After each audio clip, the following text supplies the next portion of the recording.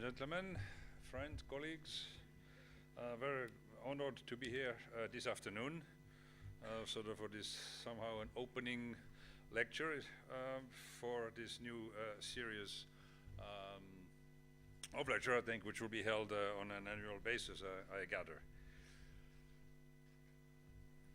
I want to thank also Walapa for the introduction. Thank you so much, very nice. I will talk today about, is that coming on? Maybe. About how green can we make the green economy.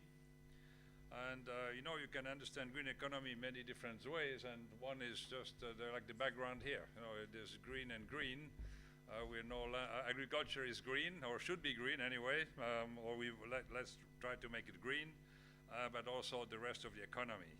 And obviously, as an insect specialist, but agronomist, I feel that we need to start at the right place, which is food, agriculture, if we want to change the world. And I think we'll discuss a bit about the general green economy, but also agriculture in particular. Because I don't think that if we don't have a green agriculture, nothing else will be green.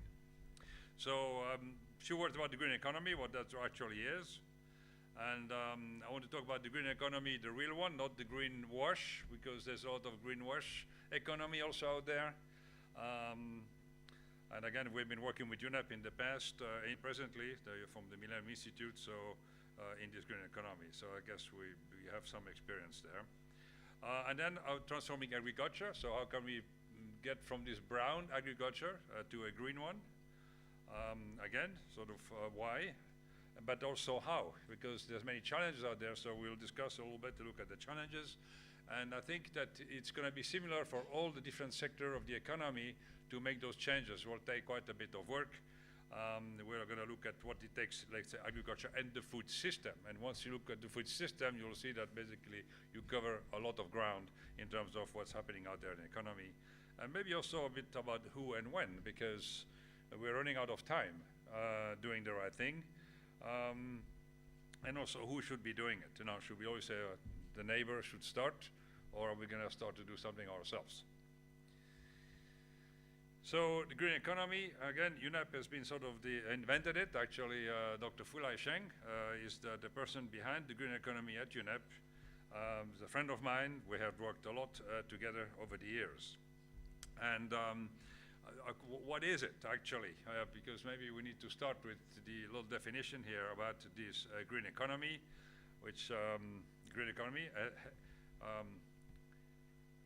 as one of the results in improved human and well-being and social equity while significantly reducing environmental risk and ecological scarcity. So that's one of the big results, I think, from the green economy we need to keep thinking about. It can be thought of as one which is low carbon. I mean, we talk about this a long time now, you know, decarbonize the economy, resource efficient, and also socially inclusive. So it's very important, you know, that we look at these aspects, because it's not only just sort of green economy in the economy part of sustainable development, but really covers as well as the environmental component and also the social component. So we always remember the three dimensions of sustainable development. And that's something I think which got actually misrepresented a lot when a lot of, I mean, there's a lot of people out there who say, what is green economy? You know, what is it really? It's just to help business doing different things, or the same thing in a different code. Actually, the original description, the definition is quite different. And I think we need to remember that always. In a green economy, growth and income and employment should be driven by public and private investments. Both. It's not only just one or the other. I think that's also important. A lot of government have a tendency of delegating stuff to the private sector, but government do have a responsibility, a big one, in many of these activities, and therefore they need to take them also. So it's not good enough just to say the private sector can do everything because they're more efficient. Not always. And again, so these investments to reduce the carbon emissions, the pollution, increase research efficiency, and that has a lot to do with research. And that research should be a lot done in the public domain. because we don't want all basically what's needed by the people of the world to be in the hands of the private sector only, which then have patents on it. In agriculture, this is actually a big issue, and then control those technologies. I think it is important that governments, in particular in the wealthy countries, do fund that research and make it available basically to the rest of the world. And if we don't do that, so we were going to be sinking, and where we are sinking anyway, quite fast already. So it is time to change some of these paradigms out there, and who pays for what, and what belongs to whom. And again, we need to think first also resource efficiency. So how can we do more with less? We already use more than 1.5 Earth today. Basically, the capital, we should not touch on the capital, but right now we're already consuming our capital. We should live from the interests. Like any good citizens lives from the interest of its capital. It doesn't chew up the capital, right? If not, soon it'll be bankrupt. And what do you do then? And we need to, again, prevent the loss of biodiversity and of ecosystem services, because these are actually the thing who keeps us alive. Ecosystem service. If they're gone, you can have all the industry you want, nothing will happen, because there will be no water, there will be no energy, there will be no natural services, no clean air, just name it. So I think that, the original description of the green economy, I think was well done. And when we talk green economy, we have to remember those points always. So a green economy, therefore, this green economy recognizes the value of and also invest in natural capital. That's the thing, the natural capital. That's what to invest in. Not to use it, but to invest in it. It is central to poverty alleviation. Again, the green economy is contrary to what people think, in many developing countries, that it's going to create problems. Actually not. If it's well done, it will actually alleviate poverty. It will create jobs, new jobs, better jobs, quality jobs. Very important. And we have a huge problem worldwide with inequity at the moment, which is growing almost everywhere. You can lose almost every country in the world. Inequity is growing. And that is not a recipe for peace or for successful development. And again, how do you do something about this? It's not so difficult if you wanted to, but the system, the way it is set up right now, actually pushes more and more into the wrong direction. Substitute renewable energy and low carbon technology for fossil fuels. No matter how much oil we do find, how much charcoal, whatever coal we can find, we should not burning it. So it doesn't really matter how much is out there. We ought to right now start to say, stop all this and do something different. We know how to do it. Well, it costs some money, but actually it will cost us more money to our children if we don't act now. And it's quite something that we know all this and we basically do very little about it. Promotes and enhances resource and energy efficiency. Again, we can do much more in terms of efficiencies. Doesn't mean we have to throw away everything which is old, because that also needs energy to make new things. But again, I think in the long term we have to really think about what we can do. Delivers more sustainable urban living and low carbon mobility. Again, the urban living is, some people say, actually more economical in terms of energy than the rural. It depends. It depends a lot on how people live. And right now, I think, again, in cities, we could do a lot better, in particular in places where people do commute a lot from the suburbs into the cities. Grows faster than the brown economy over time. Again, we need to really make sure that we really curb all this brown economy, and even though that's going to cost us something. It's actually better to have low growth or zero growth for a while, but put ourselves on the right track, than just to have this idea that we need to grow. How long can we keep growing? Some places need to grow, and actually others to be stable, maybe even go backwards for a while. I mean, we need to recognize that not everybody can live like people in the West. If we were to do everything the same, there wouldn't be enough resources. Clearly not. But go try to tell this to some people. I remember when George Bush said in the Rio conference, in the first one, that our living standard is not on the table to discuss. You cannot have a dialogue with such people. This is not possible. I think we all need to contribute something. So now let's look a little bit sort of agriculture, which is symptomatic for everything else. And I talk agriculture because that's what I know something about. So that's going a bit faster than I wanted. So Brown, so look, this is sort of what we're trying to do. You know, this is the agriculture we did when we invented the plow. The dumbest invention ever done in the world. And there will be people now, soil scientists, who tell you that also. And that's actually not the way I think we want to move forward.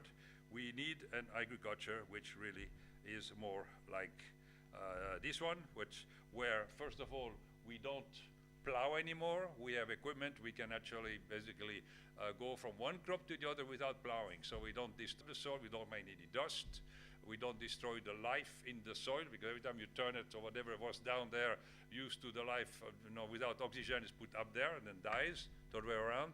So we really know enough so that we could do things very differently. So why are we not doing it, really? I mean, the question is there, why? Because in this type of agriculture here, there are huge private interests, huge. Fertilizer industry, seed industry, the tractor industry, they're all there trying to promote this because that's what they can control. If farmers start to do things in a different way, here you use almost no fertilizer anymore, you use 0 herbicides, so you can do things very, very differently. And that is not going in the same direction as the vested interests.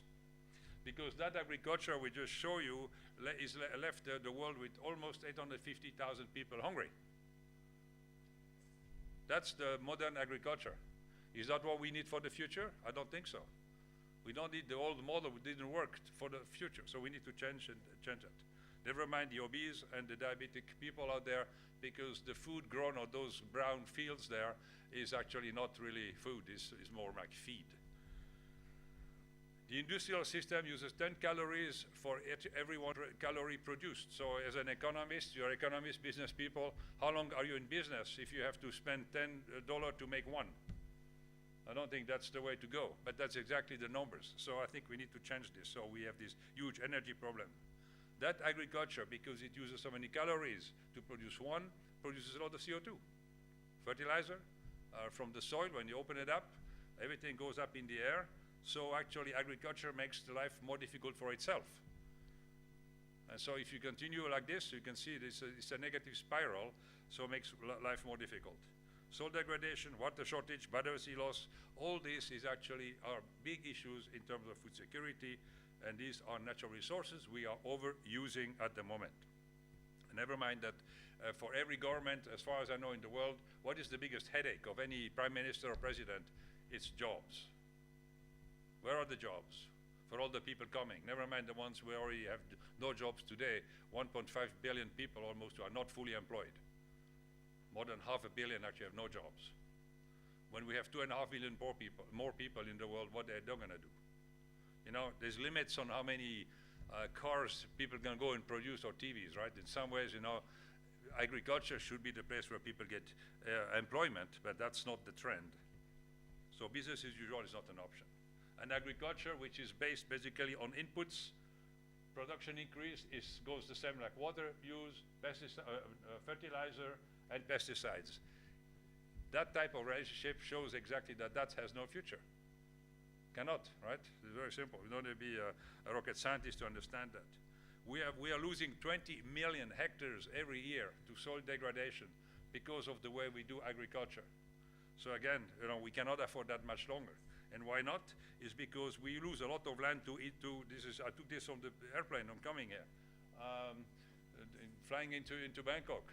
And people who have been doing this for a while probably have realized, you know, how much land every time you come every 3 to 4 months, there's less. Rows and rows of buildings. Is that the future? Or if it's not building, it's golf courses. That's also just outside of here. Nothing for people playing golf, but you know, maybe we could grow food in between there also, because one day or another would be necessary. Because of the way we do agriculture, we have lost 75% of the agricultural biodiversity in the last 50 years. So how long can we go on doing this? We need diversity out there because climate change requires resilience to survive, and that resilience will come from more diverse crops and animals. Not fewer, but more. And it happens that agriculture is done mostly in areas where we have the most biodiversity, is also where we do agriculture. Sure, why not? I mean, because that's exactly where we have good soils, where we have good conditions for things to grow. So we in our wisdom, since eons back, have done agriculture in those places and promoted the loss of the diversity. The food system of the industrial countries produces half of the greenhouse gases, and not the least because of a lot of the wastage we produce. So we cannot do that anymore. We can't. On the one hand, we burn a lot of fuel driving around with bigger and bigger cars. On the other side, we waste a lot of food. So you all heard that a few weeks ago, the AR5 came out, IPCC's latest report, said that, well, we're going to have to contend with 2 degrees more. 2 degrees? No, because it's going to be more than that. 2 is the minimum. And we all know it's going to be 4. So when you get to 4 degrees more by 22nd century, we really reach the red in almost everywhere, from food, water, ecosystem, and extreme weather event. They're already starting by 2 degrees, but it's just getting worse. It doesn't seem that this graph is doing anything to most people out there. Maybe it should be published every day in the paper, in the front page, until people start to think, oh, what's going on here? But it doesn't seem to really impact anything, unfortunately. But when it's too late, it's too late. We're gonna get there. On this one here, you will see that worldwide, again, IPCC, by 2080, all these zones here in the red and pink will have minus 15 or 50% food production. So you can look yourself at where we are. Or look at India, with 1 billion people. So are these people gonna migrate? Here they're putting a wall already, but even the other side of the wall will be dry too. Just look at California right now. So just to say that major problem will appear if we don't do something now, or actually yesterday. But it seems that, again, for some reason, people don't really realize it. More CO2 in the air means also less nutrients, zinc, iron, and protein. We need that to live, right? So in wheat, rice, maize, and soybean, we're going to have less nutrients as we have more CO2 in the air. Not only less production, the quantity, but also the content. So these are just the tip of the iceberg. So there's many more things. And again, already, if you think about the system so far, it is already so stretched that the system can cope with any more major events. And just a few here, you can see in every continent, we already have failures of our system to cope with major events, extreme weather events, for example. So, and that's just going to go worse, not better. And why do we always? Because we are overproducing, overconsuming. And in food, we produce 4,600 calories a day, twice as much as we need today. Then people out there keep telling you we need to multiply the production by what? Double by 2050? That's all total nonsense. Because what we need to do, we need to lose less, we need to feed less to animals, and in particular, we have to lose less through wastage. Half in the Western world is actually thrown away. So people complain the food is too expensive, but they throw away half of it. This is in the West. In the European countries, a lot gets lost before and just after harvest, because there's bad transportation, there's no refrigeration, there's not good transformation processes available. So, again, we know this since a number of years already. The big report on agriculture published in 2008 has mentioned all what I just said. Go see how many governments have actually taken a step into changing the way agriculture is done. Absolutely none. Just zero. We continue to promote green revolution type agriculture. Organic ecological agriculture has been put on the side. There's a very, very few institutions worldwide to work on it. So, really, we need a wake-up call. So in the meantime, what people do in the north, so this is the countries who are buying land and where they buy land. To grow what? Interesting that what actually they grow mostly is for biofuels and commodities to make stuff we don't need to eat or we should not be eating, like sugar. So it has that, what are we doing? At the same time we do this, we displace a lot of farmers here. They're going to go into the shanty towns, into cities, and then we're going to need for those people, because they're poor, cheaper food, which means that the Americans and the Brazilians are going to basically grow more cheap food. So you see, we are in a negative spiral, and again, I think it's time that we do something different. If you look at the price, market price, what is the true price of the food actually? It is quite different from what we pay, and that's only possible because of the subsidies on one hand, or because we socialize all the negatives, all the externalities. So the poor people pay actually more for the food than they think, because they pay all for the costs of pollution, of wastage, and all what subsidies. So the true cost in the current system, and we could do better. So on that side here, there's sort of a calculation done that if we were to go to a green agriculture, we could actually reduce the externalities quite substantially, if you look at this column here versus this one here. But not good enough still. I think we need more research to do a whole lot better. And I will just go over that one. So, what are the main solutions to go green? Again, we'll take the agriculture, but I think we could almost take any other sector. We need a fundamental shift. Fundamental, not just doing things at the margin. If we don't do that, it's not be good enough.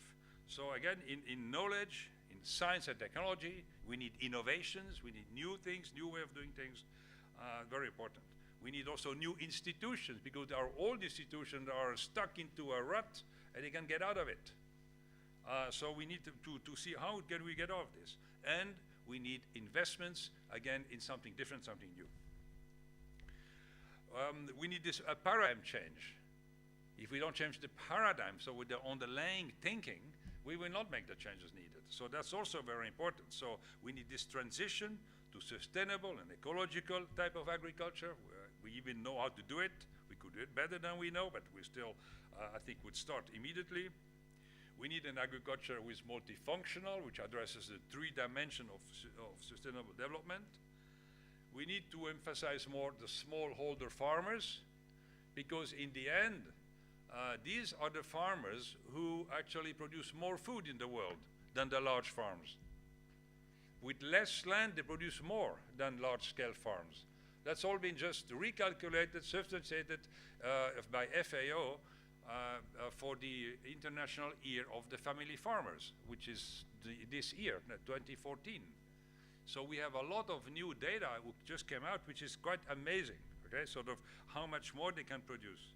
But what's happening in most places, we try to make larger farms, drive the farmers off the land. So the developments go in the wrong direction. And again, not for or not for lack of information. Everybody talks about intensification, climate smart agriculture. You know, they come up with all kinds of terms. It's all sand in the eyes of the people, because there are already terms well established. Agroecology, this organic agriculture. So we know what that is and we know it functions. No, the World Bank and all these other people, they need to come with new terms so they can actually hide to continue to do the same thing as we have done before. And they would tell you in discussion, oh, but you know, Hans, you know, we need everything on the table. We cannot eliminate some things. We need everything. There are certain things we don't need because we know the results, like a plow, for example. But it's the same with fertilizer, the same with pesticides, herbicides, which are poisoning the people and the land. So again, I think we know that what we don't need. And 400 people have written a report from around the world where this is substantiated, you know, with no discussion. Basically, we know this data; they are there, and you cannot say that people from universities, from research institutions around the world are wrong. Not 400 of them together. And so that's all what I'm telling you now comes from this huge report on agriculture, which again calls for a change. The report also said that we need to start to think in systems. Everything is connected out there. You cannot do something here and think nothing will happen over here. It always does, always. And the idea really would have been that every country does such an assessment like we did on a global and regional level, so that people understand what's going on in a particular country, so they can take steps to change the policies so that their agriculture will be moved in the right direction. The assessment needs to be done for the energy sector, for the transportation sector. They need to be done for the education sector also. No matter what you look at, we need to rethink the way we do business. And these are just a graph of this multifunctionality of agriculture, where can you see the three main dimensions, the environment, society, and the economy. And that's the order in which you have to think about things, not economy, environment, and social, or the other way around. This is the first, is the environment. Without that, we are nothing. And then we have the people. So we need to think about the society, and then the economy. So that's the proper order. But around it, I think what we need more of is governance, and in particular, good governance. If we don't have good governance, all the rest in the middle will not do anything. And actually, you look around the world right now, you can see that good governance is in short supply.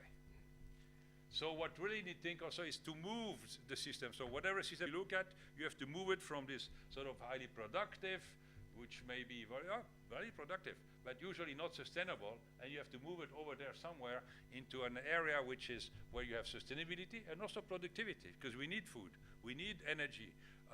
Whatever you look at, we have needs.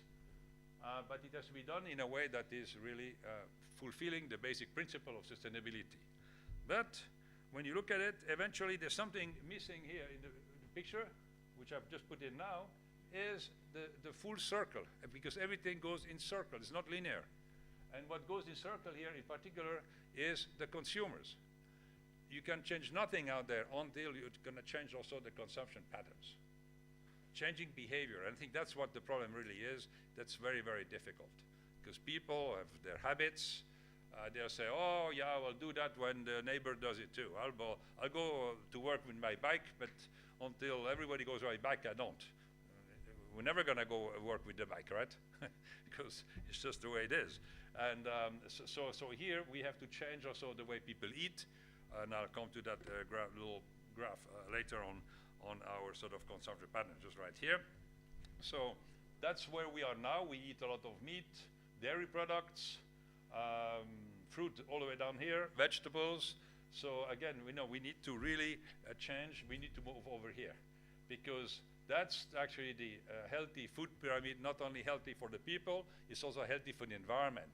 The footprint here that's a very big ecological footprint, because we know that cattle and animals have a very large footprint versus plants on the other side.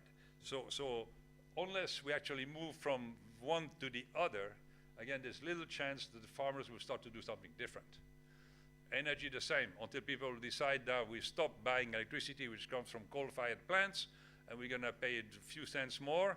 Sometimes it's not even more expensive, and take the power from solar panels or photovoltaics or from wind or whatever, natural resource, renewable. I think we will not really change much. And here, just to show that everything is connected. No matter what you do, you can look at agriculture in the middle, but it's connected to the energy, it's connected to water, to warming, to the health. I mean, every time you look at something, you have to think, with what else is this connected? If I do something in here somewhere, what else is affected? Do people ask themselves? No, most people don't. There's no time, there's no money, there's no interest, whatever. Maybe people just don't know. And when it comes to agriculture, it's really the soil. Everything's the soil. If we cannot produce enough, it's nothing to do with the seed, very little with the seed actually. It is our soil. We have been basically discarding the soil as the major production natural resource. We emphasized more and more with the seeds. You know, in the Green Revolution, it was all about the seed, it was all about fertilizer, it was all about more water. Today we have problem with fertilizer because of CO2. We have less and less water. So what's left now? All of a sudden we say, oh, done. What happened? 20 million hectares per year since 50 years have been degraded because of the way we do agriculture. So now we have to really work hard and fast. So the soil, and it's the life in the soil is important, not NPK. It is how many living organisms you have in there, which actually are basic. We need also better agronomy. We know that there are ways of agronomic practices. SRI, which has been used here in Thailand and in many places now, with local varieties, you can out-yield any of the best variety which were produced by the International Rice Research Center, for example. Just a matter of how you plant. And that was invented not by a scientist or by scientists, was invented by two Jesuit priests in Madagascar. Observation, this is based on observation. Or you can actually quadruple or quintuple the production of corn with a system where again you use no fertilizer, because these plants down here, they asphyxiate the weeds and produce the nitrogen for the plant. And then they do a few other things too. They actually will repel the bad bugs, attract the good bugs. So you don't have to spray chemicals because it's all done naturally by the system itself. So you see, smart. This is smart agriculture in terms of really intelligent, not smart like they think with the climate, where basically they promote more GMOs, for example, which basically don't recognize anything which nature has already given us we could be using to do a better job. We also can solve problems, and what I mentioned is what I did in Africa, saving 20 million people, the income of 200 million people, and who did it? This wasp here, 2 millimeter long. It's there. We had to go find it in Latin America. Well, it took us about a year and a half. We multiplied it, spread it across from Senegal to Mozambique. In 12 years, we solved the problem in 24 countries permanently. The total cost of the program was $20 million, so $1 per life saved. This is for good. Imagine we had used pesticides to solve that problem. We'll be using more pesticides today than even 30 years ago, because you don't solve a problem with it. Because this insect dealt with the cause of the problem. Pesticides deal with the symptom.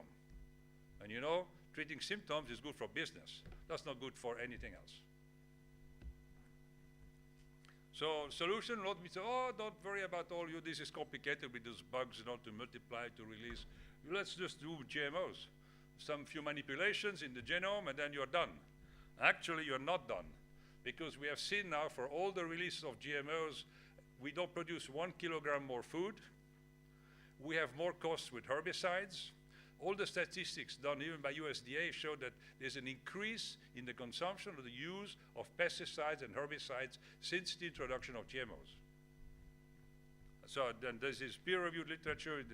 I can give you hundreds of literature pieces. Sure, the industry will say something different, but the facts are the facts. You cannot touch them. And what happens when you use GMOs? Like even normal plant breeding, 100 years ago, we used to have, for example, 544 varieties of cabbage. Today, 28. And you can see the width of this, that's 100 years ago, and that's today. Exactly the contrary. We should have more varieties because we need more varieties to be more resilient against climate change. We need actually better nutrition, more localized nutrition.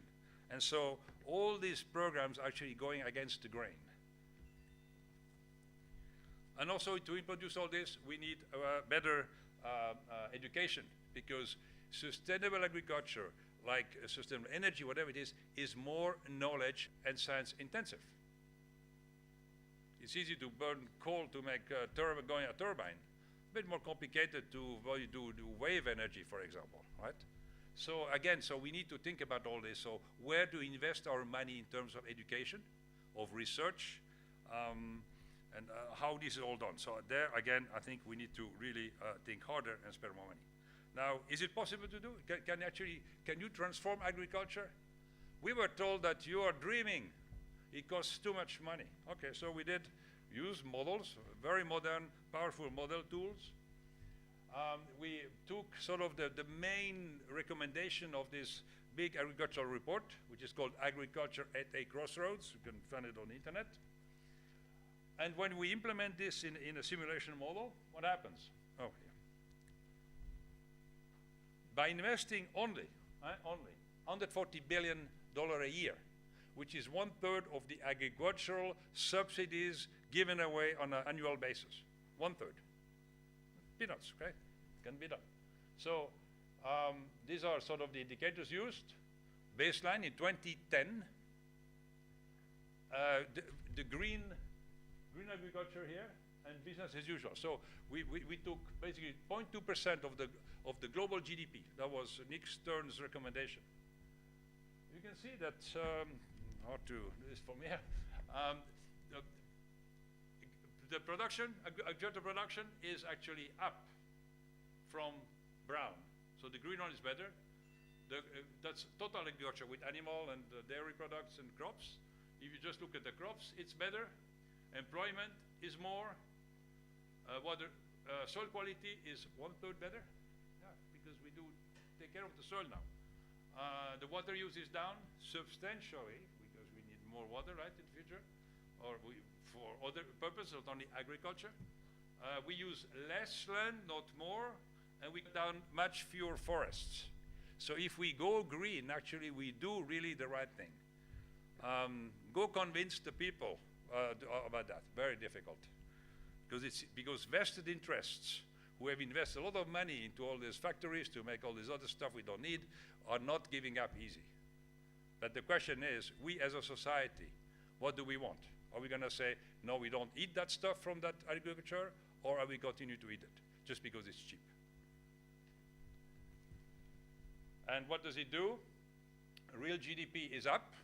When we go green, employment is up, I mentioned already. We reduce poverty. Not bad. Nutrition quality is better. We need better nutrition. Water stress is down, and the footprint or the biocapacity also is much improved.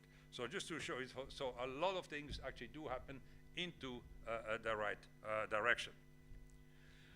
So what does it take actually to enable this green economy? So again, we need a good regulatory framework. I mean, this is the good governance, good regulations. If not, nothing will happen, okay? We do prioritize government investment and the spending in areas that stimulate the greening of the economy sector. If you don't invest, nothing will happen. And there has to be priority areas. We need to limit the spending in areas that deplete the natural capital. Right now, the US is actually digging out coal to send to Germany and the rest to China. They won't burn it themselves, but they will sell it happily to some others. Is that the way to do things? No, I don't think so. Employ taxes and market-based instruments to shift consumer preference. We can change that. But again, we have to use your tax because people react to one thing, the wallet. Right? That's the one thing. If you change the price of something, people buy more or less of it. Very typical, very quickly. So I think we need to start to have people pay more for the bad stuff and maybe subsidize the good stuff. Right now, organic food is more expensive than the traditional. How come? The traditional carries all this baggage we've seen before. So again, who's got the guts in government to actually make that change? This is the question. Because you won't be very popular with a lot of people if you make those changes. But somehow, somebody will have to be unpopular sooner or later. And recognized in history later on, maybe 50 years later, for having done something intelligent. But probably the person won't see that anymore. Invest in capacity building and training, and also strengthen the international governance, because again, we have to find better system on top to do that. And again, there's enough work done at international level right now to promote this. From 1992, original Rio, to the new Rio plus 20, there's a lot of discussion has been held already to say, okay, we know what to do, now let's do it. You can go through all the paragraphs of the Rio Declaration, The Future We Want, title of this discussion here, this talk, and you'll find basically a good recommendation of what people should be doing. The question really is, it's very hard to get it done. And I think that what we need more of in order to really get this change is we need to discuss with the people. So unless we have this multi-stakeholder discussion, the people actually from all the different, from government, the private sector, civil society, academia, they need to sit together and discuss. Right now, people discuss in little corners on their own, and that's why we don't have an understanding. People don't understand how serious the problem is, and actually that we have solutions. So I think if we bring people together, we start to discuss in the sort of a positive spiral. We analyze the situation, we make new policies, we evaluate them after a few years. If they're good, we do more of it. If they don't work, we stop them, etc. So I think that's really the way we should be working. And in the end, last slide, it is you who will decide. And in food in particular, it's going to be critical, because what you can do today, you can actually sit on your computer and have a printer print your food. You know that, right? It is possible, it's done. Because this pasta is actually printed. And so what I want to show with this is that what we want in our plate? Or do we want real food? Actually, coming here, I didn't show the slide here, but I was quite amazed, the convenience food here, which is amazing. I mean, in Asia, you can buy everything. It's these little boxes, dry, you just put some water, I guess, on it, and that's it. I don't know, why do we do that? Is that good food? I have never tried it. But I know that this pasta here, I won't eat. And because if we go that direction, and we may well go there, and I don't know, the young people need to decide what they want, because it's their world. So we're going to have this world where we're going to see only maize. Because out of maize, you can do everything you put in that printer cartridge.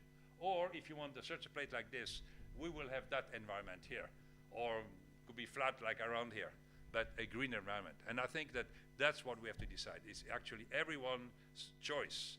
What world are we going to be living in the future? Thank you very much. Thank you very much, Dr. Hans Herren.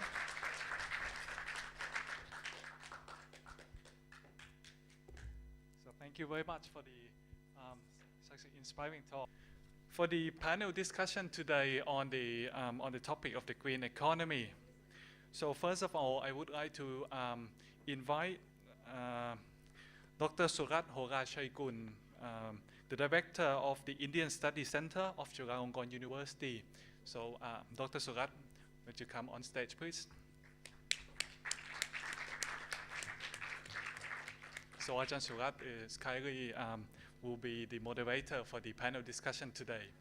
And so, as I mentioned earlier this afternoon, that today we have invited as well the panelists, experts on the issue of green economy, both from Thailand and also internationally. So we have 4 people which kindly accept to be the panelists for today's discussion. So I will call out the name one by one. So the first one, I would like to invite Dasho Kamaura, Director of Center for Bhutan Studies. Come up on stage, please, Dasho Kamaura.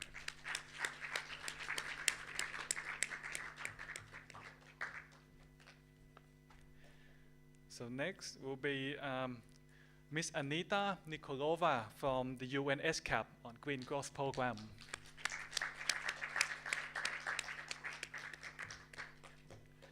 So next person will be Mr. Lawrence Surenda, Chairman and Professor in Sustainability Platform, Mysore from India.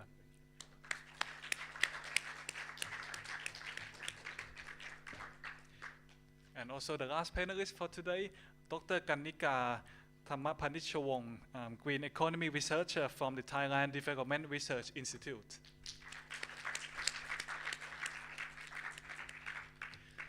So I will pass the stage to Dr. Surat Horashaygun to moderate the session. Sawadee krab. And we were supposed to start at 3:30, so now it's about 3:45 now. I'm not going to introduce each one of them here because you can read it where they are from, okay? And what I would like to request all the panelists here is that if they can confine their time to only about 10 minutes each, okay, so that we become very democratic in platform and people can also react, okay, about your statements or your discussion. And I was told by Kun Bia, the MC, that what I was supposed to do here is that to also make sure that you all speak related to what Kun Hans Herren has spoken. So it's related to that. But of course, each of you come from different kinds of experience and background, so you may also add it as well. So I want to start according to the program here with Kun Aneta Nikolova first. Is that okay? 10 minutes, yes. Thank you.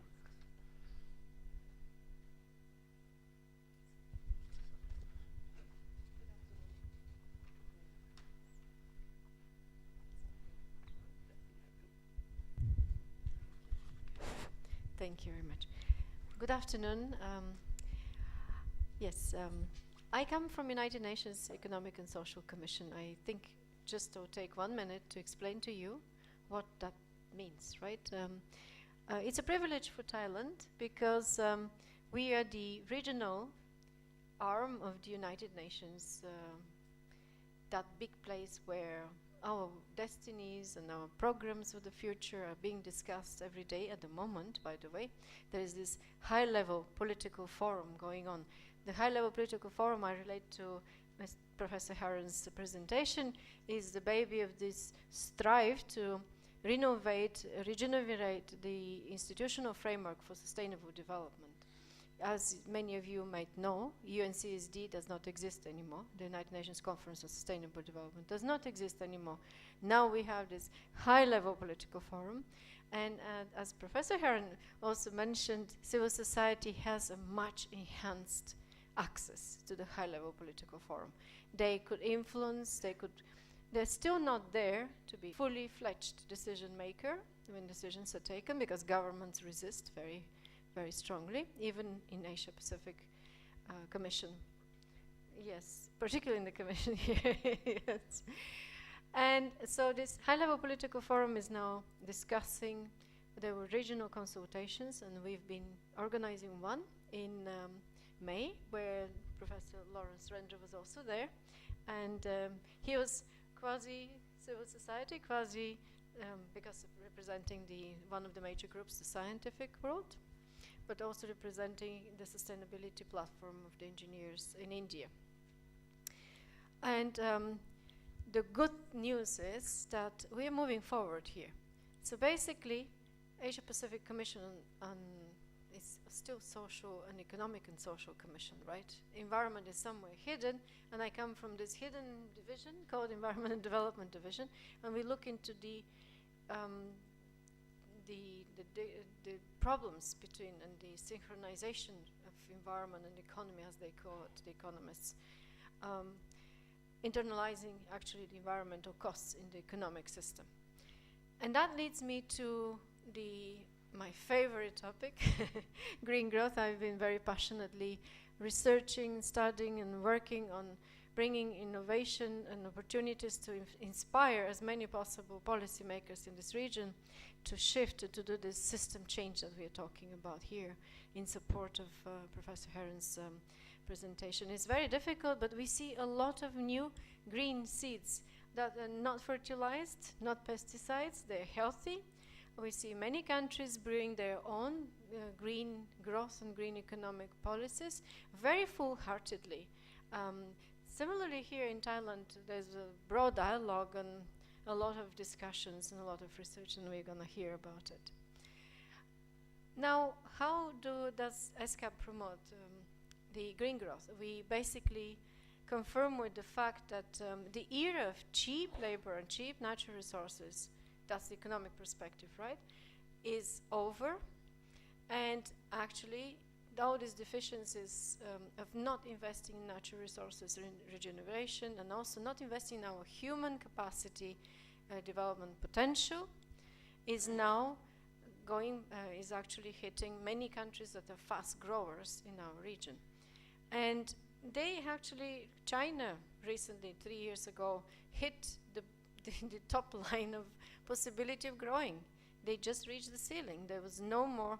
They made the projections and the calculations. They had no energy, no water to be able to grow the way they were going forward. So that's why now China is one of the countries that is investing heavily into resource efficiency, into natural capital rejuvenation.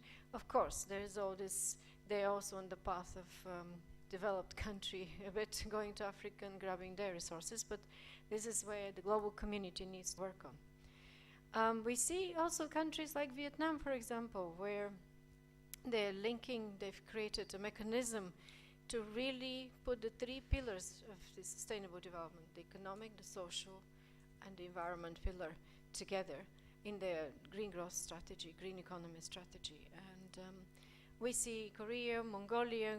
Mongolia is talking about green civilization in a very original manner, still keeping the nomadic lifestyle, going through your pasture to pasture, but having sustainable lifestyle, not living in poverty.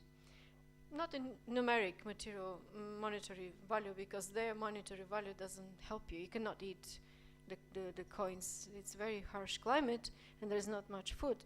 So they're looking into the idea how to grow food and to really sustain their population, which is not big, and still there is an issue, right? We also have countries like our, Lawrence comes from India, where we have a variety. It's a multiplied of green growth and green economy examples taken from the bottom up. But the government is not allowing us to spread more information about this, and it's not allowing these green shoots to come to ESCAP and talk about it more and to inspire others. This is the dichotomy of political relations in the United Nations, right?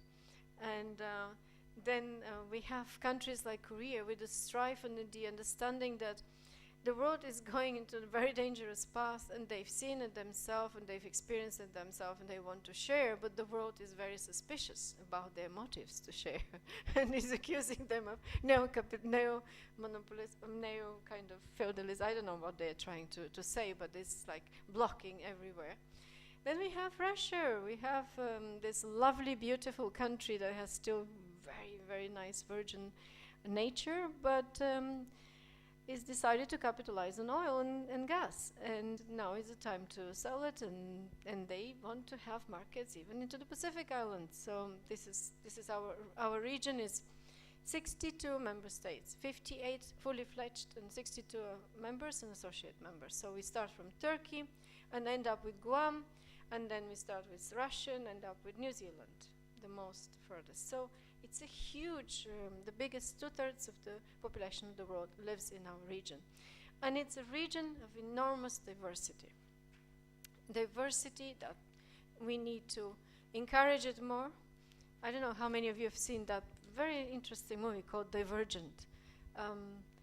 If you haven't seen it, look at it. It's very interesting, because one of the things I find in the modern system is that they specialize us too much. Even the PhDs go deeper into an area rather than going to more holistically linking the things and going to the full system approach to see that whatever we do affects everything else. And in this specialization, we're put in a mist and we don't see the reality properly. And this is one of these things to brainwash us. And if you're divergent, you can link the 4 elements, or the multiplied of elements, but there are 4 elements in this 3-dimensional world we live in, our planet, which is beautiful. And it's very beautiful planet, and how we can convince our governments that they need to put the interests of everyone first. To eat healthy food, to have healthy food. It's not about the food on the table and the variety in the shops, but is the quality of that food. I'm a living example. I live more than 15 years on vegan food, which means nothing killed, absolutely nothing. And for 1 year, I follow a young, beautiful lady from Texas. Imagine, Texas, Houston, the country of the meat production, but she has managed for the last 10 years to break through with the raw food industry. It's an industry, it's really, they have co-op and they have acquired a lot of land and they're producing all the food organic, healthy, with using all this bioorganic systems approach. And the food is delicious because you can really make lovely desserts and you can make very delicious stuff. And she's like one of these earth spirits that, the Gaia spirit, I would say, the spirit of the planet in a full blossom, survived and is looking beautiful and very inspirational. So these are a couple of thoughts I'm throwing here. If I had my lovely, very nice green shades of green presentation, we could go about the way we could change the economic system. But we are doing a lot of trainings, and these trainings are online. So if you go to the ESCAP website, maybe I can distribute around to the participants the address of our e-learning facility where you can inscribe to $800 for free course, where you can learn about what we can do as people, as citizens and policymakers to push the drive towards low carbon green growth in our region, because this region strives to grow. This is one of the things we have difficulty capping, but it's possible to make it grow and be resource efficient and energy efficient. We just have to see that the growth is in a different way. It's not measured in GDP growth, but it will be measured with more jobs, with more healthy environment, with less health problems to people, more happiness, more sufficiency, if I can say that. So I think I managed to be in the 10 minutes, and thank you very much for timekeeping here.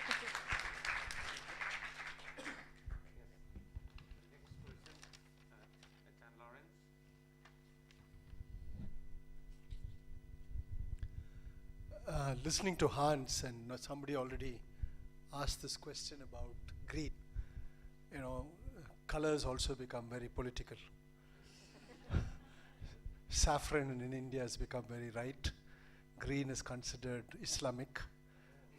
And it's terrible how the world, the human mind, can corrupt even neutral, beautiful colors. So we live with green. But then when I heard Hans, I was thinking myself, and I take a minute in a biographical sense to come where I am. I started my life as a chemical engineer in a fertilizer factory owned by Texaco. That was the third largest fertilizer factory in Asia. Texaco is one of the biggest multinationals, in joint collaboration with the state government where I came from, Tamil Nadu. But I actually left chemical engineering not because, we were environmentalists in a strange sense, because when we grew up, we were told to be contented with what we have, not to waste. I remember when we were students of chemical engineering, we protested the conversion from bottles to sachets of milk bottles, from milk bottles to sachets, because bottles can be recycled. And we never knew anything about recycling. We never knew anything about the environment. Matter of fact, when I started teaching environmental economics and I started producing PhD students, I used to tell them, you're now into the sexy world of environmental economics. Because environmental economics also become a little sexy. But then, when I quit chemical engineering, the reason I quit chemical engineering was because there were Burmese refugees from India, Indians who had been in Burma, who were sent back when the transition in Burma happened. My own parents come from Burma. I found somebody here who lives in the same locality where my parents grew up. So that's the world, and we've got to connect like that.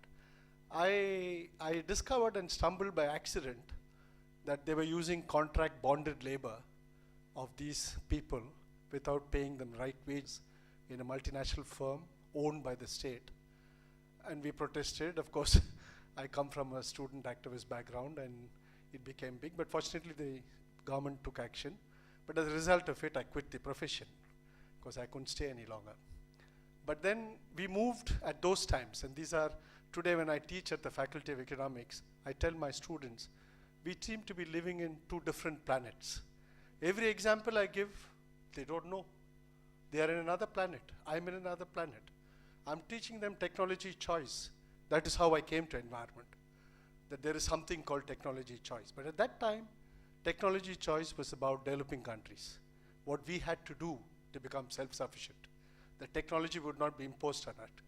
India was attacked for that time. Lee Kuan Yew called India a country incapable of moving forward. He used very dirty words for us because he said they are democratic and democratic countries are dirty. Okay? I have the best file on Mr. Lee Kuan Yew's speeches, but I can't give it to you. Anyway, so I'm just telling you the world we have come through. Okay, and I'm listening to Hans. I was thinking about this. Then, of course, I did my environmental economics under a very famous professor called Ignacy Sachs, who is the founder of UNEP. And I asked him what I should do, and he said, since you're working on technology choice, why don't you work on the green revolution? So my thesis was on the green revolution.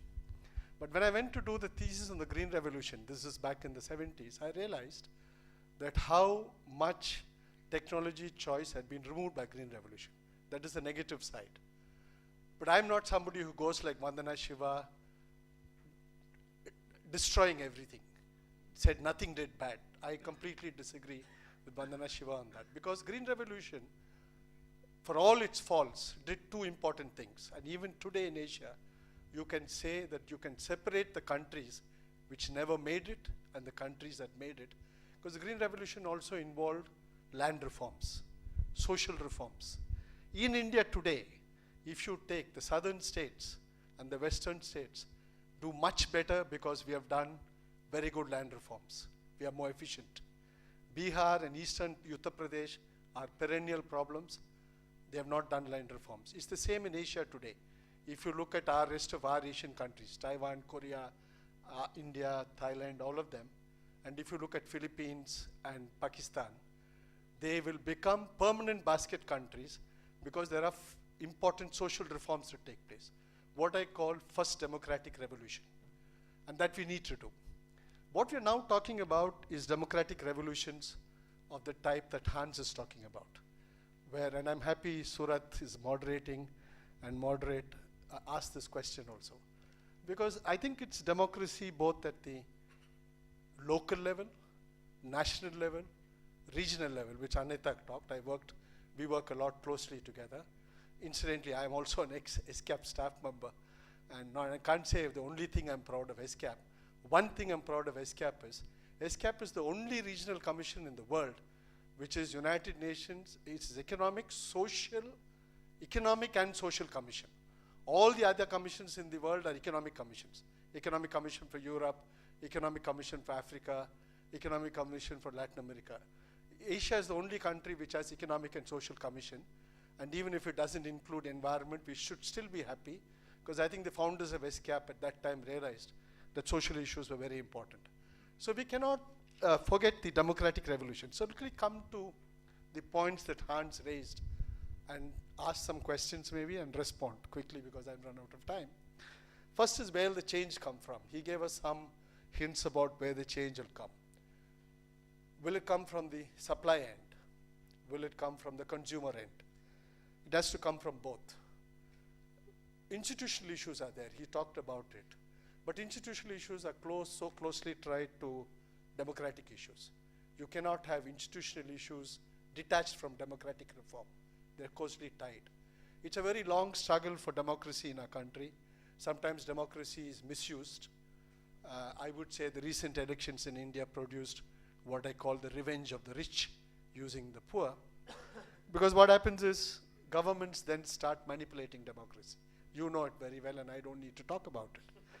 But I mean, I know Thailand as good as India because 30 years have come and gone, and many times have been here during the coups. And the day last time I left after the Regional Sustainability Forum, I came as usual to Chula, and all my Chula friends were messaging me, and then he said, "You better go, today is coup." So my friends in India asked, "Do you go to Thailand and there's a coup?" I said, "No." Okay, so these are issues, but we have to live with it, because I'll tell you why. The changes need to come. He talked also about the conceptual level, at the terminology level. One of the important terminology levels as an economist, I was teaching, and I go through a lot of economics departments, the three fundamental principles of economics. Every economist should deal with it. It is scale, distribution, and allocation. But go back and look at the economics textbooks of any faculty in the world, including Chola. They will teach only allocation, because allocation is done by the market. Scale is also controlled by the market. The biggest contribution of Asia, and I think that's where we should work, is we have the most fantastic diversity of scales. Even in a country like Thailand. I've traveled the length and breadth of Thailand. Even in Japan, I've traveled the length and breadth of Japan in terms of my organic horticulturist. I'm an organic horticulturist myself.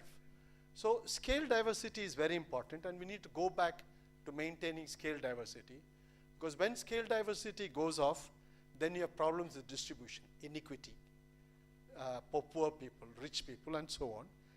Then allocation goes wrong, and when distribution is not there, then you try populist measures because you want short-term measures to do things. And finally, what you do, you buy government, which is what we are going through. So we need to shift and see what can be done.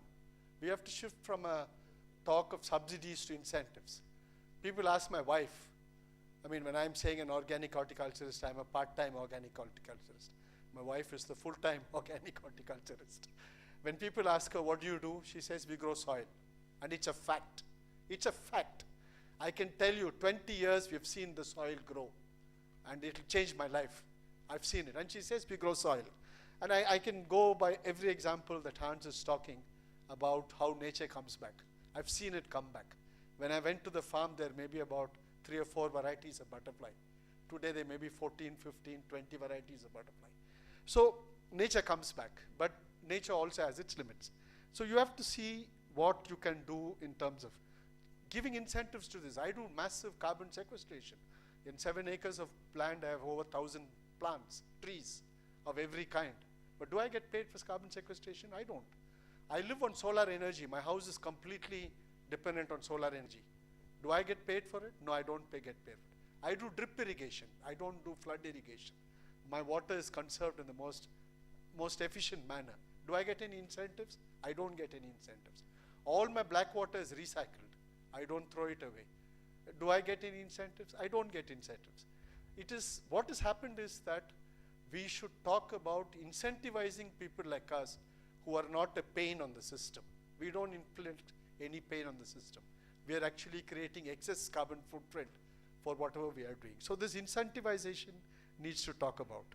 We need to talk, and this is a little controversial, we need to stop talking about environment and start talking about sustainability. I'll tell you why. I have a real economic reason for it. Environment is so much about altruism, about doing good for plants, doing good. First, stop doing the bad. Nobody wants you to do good. Stop doing the bad. Don't be a big missionary, charitable person. Altruism doesn't work. Self-interest works. Sustainability is about self-interest.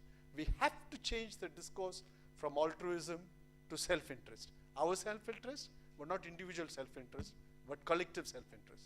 And then, of course, the larger part. Finally, I stop with sustainability. I mean, one little point about governance. So Surat was also raising this, is that today when we talk about sustainability, we talk only of business sustainability. And it's very happy on Independence Day, we will be celebrating independence, hopefully from the American model of growth and this type of business. Because for the sustainability of business, every other sustainability is sacrificed.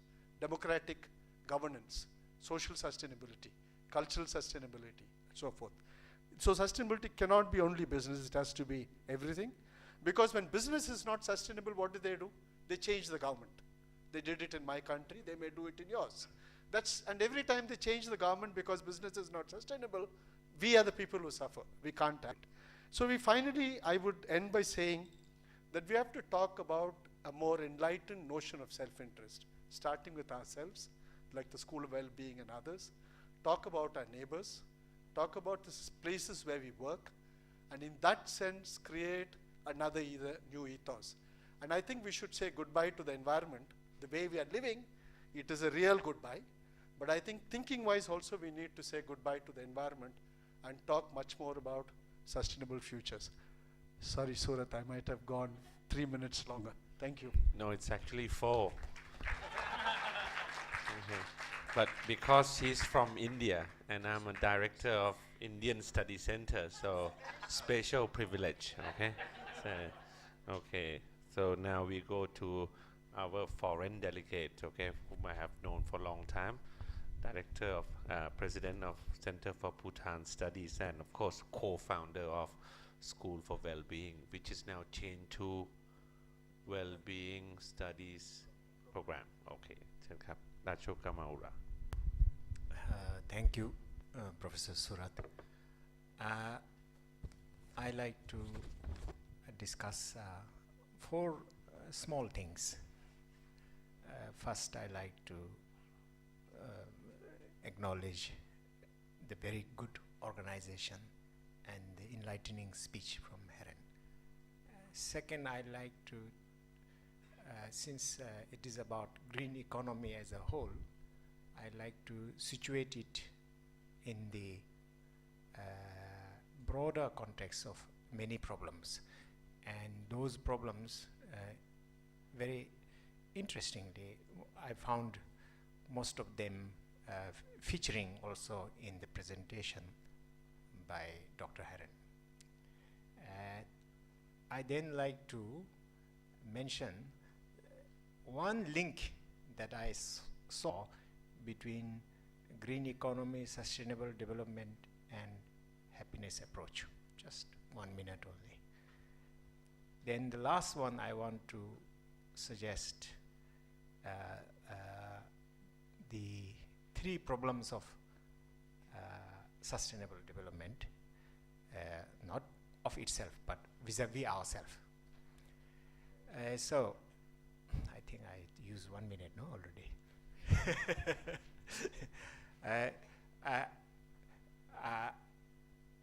I think within such a short time, such incisive and precision of knowledge given by Dr. Herren's presentation was remarkable. For someone like me who is not an agriculture scientist, although I maintain some interest in that topic for all the ramification it has on many other aspects of life. So I'd like to congratulate him for that, and also for the award which rightfully has come to him. When he was showing the picture of insects, I was not present in this hall for one moment, because it went back to memory of my childhood. I was victimized by wasp many times. I was stung many times in tropical part of Bhutan, which is rich in this sort of insects. And then in the early 90s, I think, I heard on radio, I don't know, Voice of America or BBC, that someone has been awarded a Peace Prize for introducing wasp. This is my memory. I may be completely wrong. Since then, I never forgot about it. And today, he brought up all this thing. I was thinking, wow, a good scientist must be those who can make insects also work. Anyway, I'm very pleased to be amongst you and share this floor. Again, already 3 minutes gone. Now, I think to speed up, the general context of the trends in the last 100 years or so, as we know, is that we have shifted to explosive demographic trend. We have shifted a lot of people's location from rural to urban areas. We have lived longer, but it appears that it is being also achieved at the expense of drug consumption, medicalized life, not fundamentally healthy. We have moved from what you call low carbon to a very energy intensive, dependent on petrol, fuel, fossil fuel, etc. consumption. We have entered, it seems, also a period from where happiness is rising, where satisfaction is rising, to somewhat ambiguous area. We are not very clear whether it is rising or falling, but there seems to be some question on this.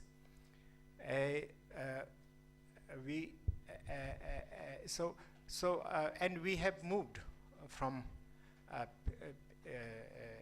in some part of the world from young to aging population. We have moved also from a period of sort of reasonable and bearable debt level of the nation to very high level of debt, which means we are passing off the question of unsustainability to future generation, which will come back later on. So this is the general roughly scenario. I may have missed. We have of course crossed the most important question Dr. Herren mentioned, the ecological boundaries of something like 9 or so. Almost all of them, about 7, have been quantified. Only 2 remains to be quantified, as you know. So it reached the limit, really. Hence the problem of how to change, which we are not able to embrace as quickly as we should. Have I used 5 minutes? I have 5 minutes more. Worry, you're from South Asia, so related to India anyway, so you get special privilege. Thank you. I think I have 5 minutes. My just share, my fair share. So this is the situation. Now, how to move forward was one great lesson we had in the agriculture sector, and we should have similar authoritative knowledge in all sectors of the economy: construction, electricity, service, community, banking, one by one, because when we decompose GDP, you might get a total picture of this thing. From my point of view, coming to happiness, link between happiness and we need to know about 3 things about happiness. 1, what causes it? People are getting more and more answers to that now due to sustained research. Second, besides being yourself happy, what are the externalities? What is the group benefit? What's the societal benefit? And there are some benefits to that. And lastly, what is the skill necessary that links from the consequences to the causes? So these 3 things. Now, only consequence I will mention just now. Amongst the consequence, as you all know, people live longer. That's one benefit. People become pro-social, a little more cooperative rather than solipsistic or individualistic, if people are happy. And of course, people in general, if you're sort of positive mood, positive in disposition, character can be cultivated, which makes you happy. In general, you are more creative. Creativity not to be narrowly defined in terms of inventions on patents. Creativity to be defined in terms of approach to life, including social tensions. If you can solve, that is major creativity which you require. So creative. But the most interesting thing it's not proven, but it's just a hypothesis, is that if you can make individuals happy, or more individuals in a society happy, possibility is there that the ecological effect will be positive. The argument runs roughly as follows.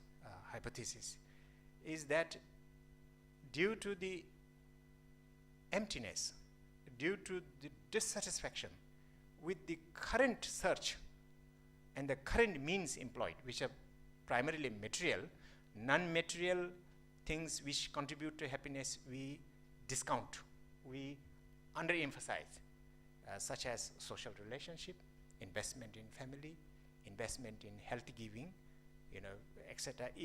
We underestimate really. Monetary, we overestimate. So anyway, because we feel dissatisfied with our current life, yet in order to feel and gain happiness, we spend more, we go for those things more and more, and that results in a general explosion of demand of commodities, and that further relates to overconsumption and overproduction in Dr. Herren's sense, overproduction of food, because you think sugar will give you pleasure. Yes, you have become addicted, so you have to satisfy. Anyway, so the idea is if you can change the paradigm and make people happier, perhaps there will be some beneficial effect on ecology. That is the main point. Now, my last point, if you can grant me 3 more minutes. So I've finished 9 minutes, 9.5. So I think we discuss the unsustainability part from material point of view, from the consumption point of view, the green economy from the consumption point of view. I like to end this panel discussion from my side by emphasizing 3 things. I think one is the, any unsustainability means we are creating liabilities for future, and we are over-consuming. That's the meaning. That means we are generating indebtedness of ourselves. We are indebted. We are indebted to the future people. Main thing I would like to say is that, firstly, as Dr. Herren mentioned, as the former speakers mentioned, we have entered into a huge ecological debt. That's one debt. But we will not be there to pay. So therefore, the meaning of debt is also quite inadequate in this case. There is another debt which is amplifying all of this. I think this is, in my opinion, crucial, the financial debt. The financial debt also, since it is sovereign debt of the government, governmental debt now escalated globally from something like 70% in the last 1 decade ago to 100% of GDP now, on average, all around the world, government. Developed countries are a bit better, I think. Developed countries have much more, accrued much more national debt. This will not be paid easily. This will be, sort of, effect will be next 30, 40 years. So this is another debt, financial debt. Actually, in order to get rid of this debt, very radical new fiscal policies have to be administered. Revenue stream maintained at around 3%, fiscal deficit cut to fiscal surplus of 3% per year. But no country is doing this. Every government wants to do fiscal deficit financing. All sort of things like this, which means that future people, but who is at the core of this? The banking sector. But banking sector's behavior and norms needs to be changed critically. We never even discussed this under the IMF and World Bank and so on and so forth expertise. This is off limit. Anyway, what main I want to say is the financial debt. We will also not be there to pay. I think future generation has to sacrifice a great deal of disposable income in future, you know. Now, these two we will not be there to pay. Does it matter then? So the final debt, all of us are moral being. So there is a moral debt we have accumulated, moral debt. Without this component, both are irrelevant in some ways. We will not be there to pay. Therefore, we have to be back to the question of, if we invoke a word from Hinduism and Buddhism, karmic debt. We have accumulated karmic debt. And at this very moment, we are imposing and accumulating bad karmic debt by displacing other people, by displacing other creatures, you know, in Buddhist terms, you mentioned vegan. there's one particular debt. It's called the debt shaken. It's called debt of sitting on the pile of meat. That means eating. I said, thank you. 3 minutes passed for your generosity.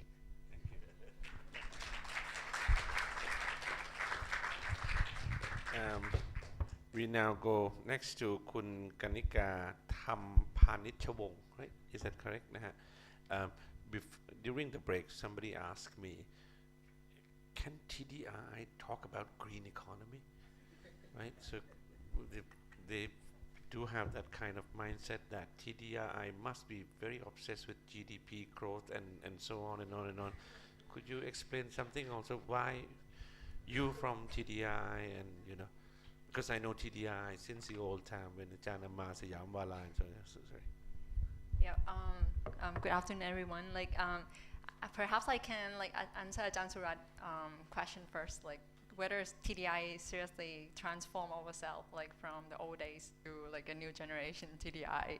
So at the moment, we have acknowledged what is going on around us in the world, and we have been talking about this issue as one of our priority research theme for at least this next 3 years. We have been talking about whether the development model or the growth model that Thailand in particular has been pursuing, is it coming to a dead end, or are we running to the place where we can't grow anymore? So that is the question we are pursuing at the moment. And we have been exploring many options, not only the green growth path, but also looking into science and technology upgrading, as well as going through things to take us get us to escape from what we call the middle income trap. So that is the big question we are targeting. But talking about my part, I'm coming from the Natural Resource and Environment program in TDI. So I am assigned to look or explore what can be done if we are wanting to pursue this growing, as well as not cleaning up later, but we want to make sure that we also grow while we are responsible for environment as well. So part of my research, I've done a small review on what is this green growth in economics perspective, and what is the current progress of green growth in Thailand, right? So from economic perspective, when we think of green growth, we normally say that given that we use these natural resources as part of inputs in productions and things like that, and we realize that at some point it will run to the place where all these resources are depleted. So where else are we going to get these inputs from? So that is a constraint to growth. So anyway, if we don't do anything to change, we'll come to that dead end anyways, right? So people have been exploring what can be done so that we can grow, as well as we also make sure that the growth are not getting trapped at some dead end, right? So people have been talking about embedding what we call this green technology, or green technology in abatement, that sort of stuff, to make sure that while we are producing, we are emitting less or polluting less into the planet. So that is the path that the macroeconomists or the growth economists they are looking at, right? So what has Thailand been doing at this point in time? We found that this previous government and the one before that, they have acknowledged that this change is needed, and that they include this into our National Economic and Social Development Plan, right, in the 11 plan. So what, at least we can see some light at the end of the tunnel. We found that they have come up with lots of policies in different sectors, how they're going to transform from what we call the brown economy into this green economy stuff. Let's say, for example, what Dr. Herren has been saying about agriculture. In Thailand, the policy on green agriculture, we are talking about is promoting this organic farming, as well as this GAP, this good agricultural practice. So I'm not saying that the majority of the Thai farmers are transforming, but at least we have seen many people who are like interested to join this program, right? And many farmers, they also interested to do this like soil conservation, things like that, using less fertilizer and herbicides and insecticides. So that has been like progressing. But what we want to emphasize, like coming from TDI, you've seen us a lot on the TV, like talking about this rice pledge scheme. So I can't like avoid mention a little bit about that. Like what we need to do, like if we want to say we want to transform the economy, so you need to get incentive right? So you need to make sure that all this price distortion, things like that shouldn't be brought up into the table of like this policy agenda. So that is like important thing that we want to emphasize.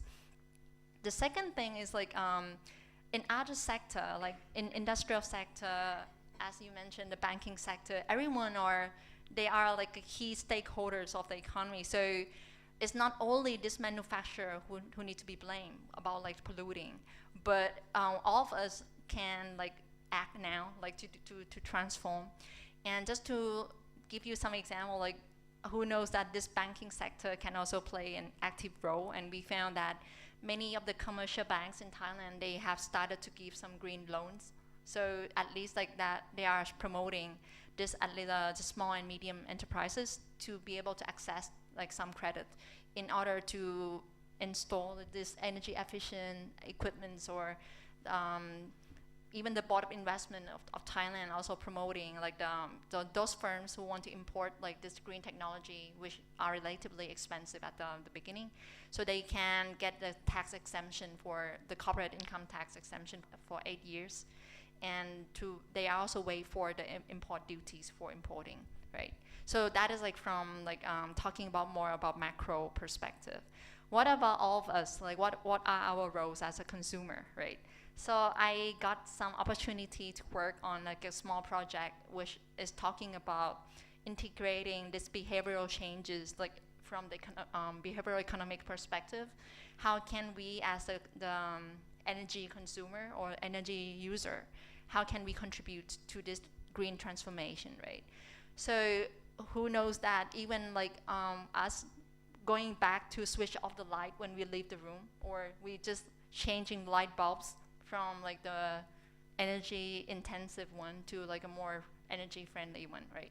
So that can also help. But sometimes we just realize that it's not us who are responsible, or we might think that we as a small individual, how can we contribute to this grand change? But we do need this collective action and a massive transformation in the awareness and also like our mentality. So last but not least, the government or the policymaker part, like from TDI, we just want to make the points that first, like this setting incentive is very important, right? So at the moment, we are talking a lot about promoting this alternative energy or like this green energy and things like that. But still in Thailand at the moment, we're still promoting this fossil fuel subsidy. So those things cannot go hands in hand. So you need to really think hard about, are we promoting this green energy while we subsidizing like many brown fuel, like so that we can get it cheap. So that is like something that we have to think about. The second thing is like the issues about, many people say that we have experienced like this environmental degradation at the local levels, and we know that the communities, they are many parts of Thailand now, the local communities, they are playing a very active role. But at the end of the day, they are really restricted by what they can do, like as like permitted by law. So the things that we need to think about is like not the reform, not only about the economic policies, energy policies, but also the institutional reform, right? So that is like something that we have to think about. So I think that is like the first round of like contribution from TDI. Yeah.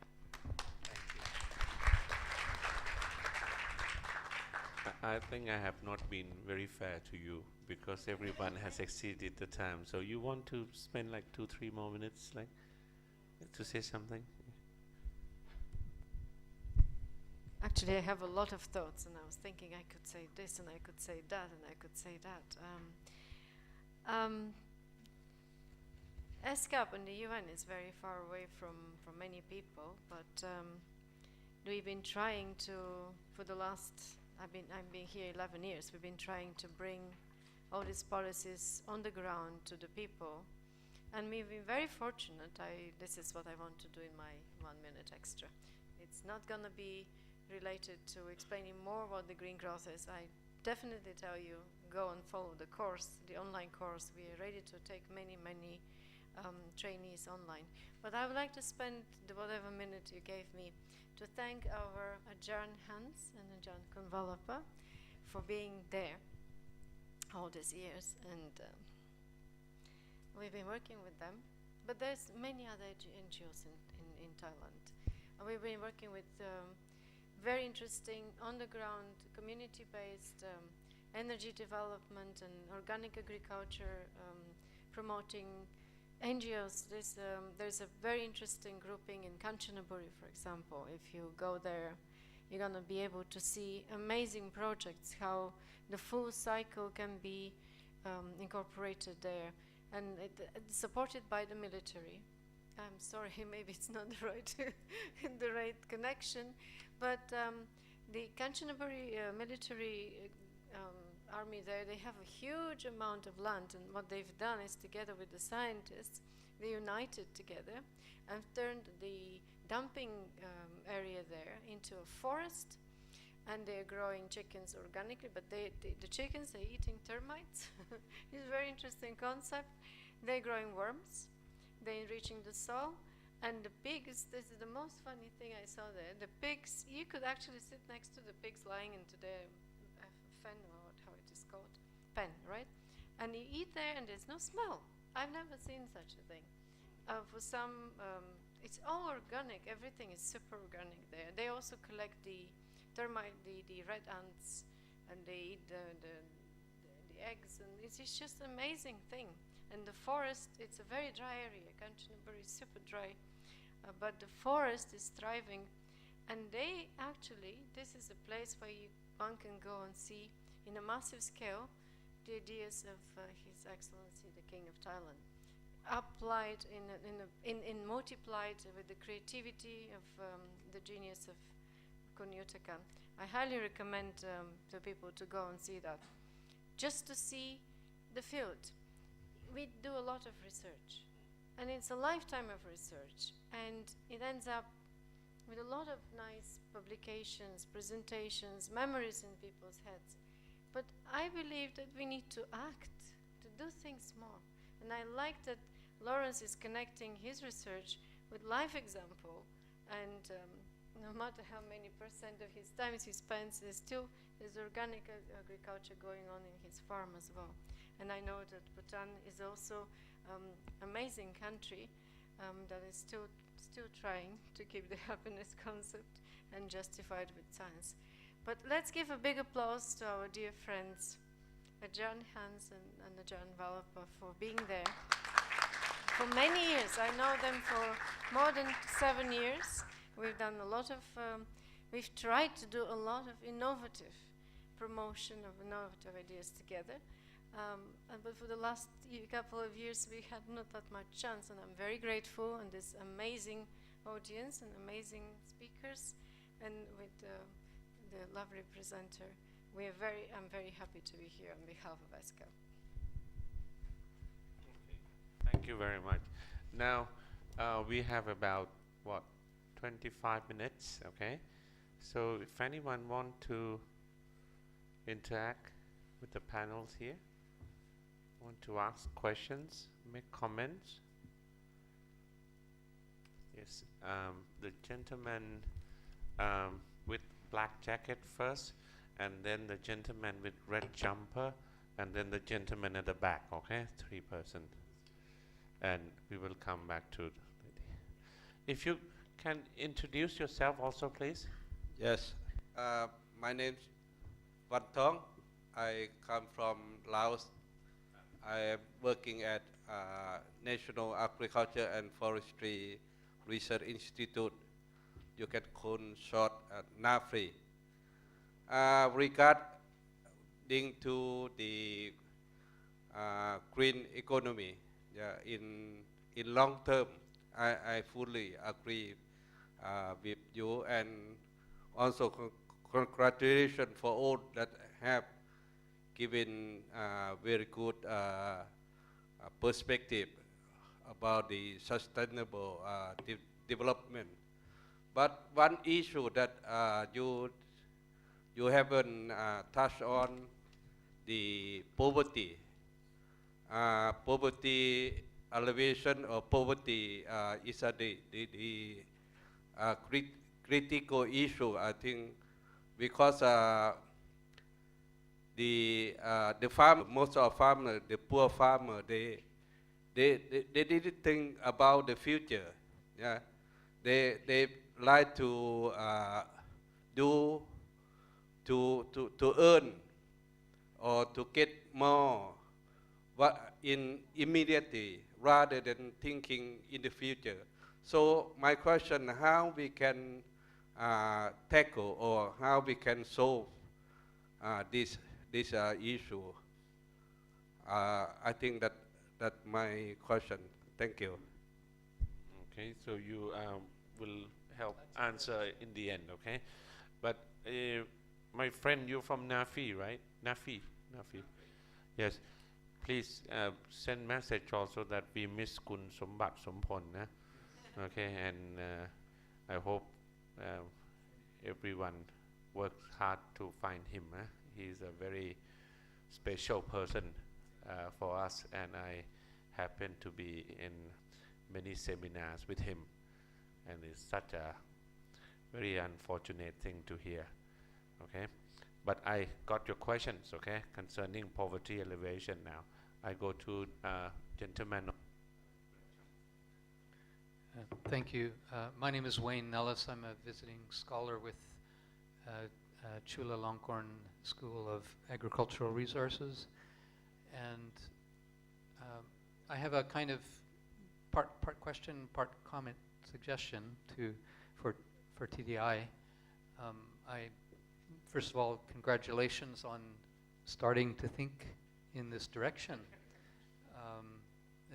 It's promising, and I think probably, I mean, I'm kind of an outsider, but I'm an inside outsider or something like that, because I have good colleagues and friends at Chula, and we're collaborating on research in Thailand. And some of the issues that we're looking at right now, or one of the critical issues, is the problem of what we're calling agrochemical dependency. And we've started to publish a little bit of research on this issue. And I'm wondering if this is an area where TDI can, in light of the presentation that Dr. Herren made, how can TDI, as a leading light in Thailand, begin to help move the conversation a little bit further into really accurately accounting for the deep ecological, social, and economic costs of this what really is an addiction. I don't know if Professor Surchai is still here. He's gone. But he joined us in a workshop this week with some Thai government officials, and I was a little trying to be more modest about our observation. It's agrochemical dependency, but he called it addiction. And he compared it to tobacco, and trying to kick the tobacco habit, and now many countries and many people have. So I'm just wondering, this is a huge economic. Thailand is one of the leading importers of agrochemicals, one of the leading exporters as well, re-exporters of agrochemicals. And there are so many problems, economic, social, and ecological. Maybe TDI could start looking at this, and maybe we could discuss after a little bit, collaboration. The gentleman, please. ขอไมโครโฟนด้วยครับ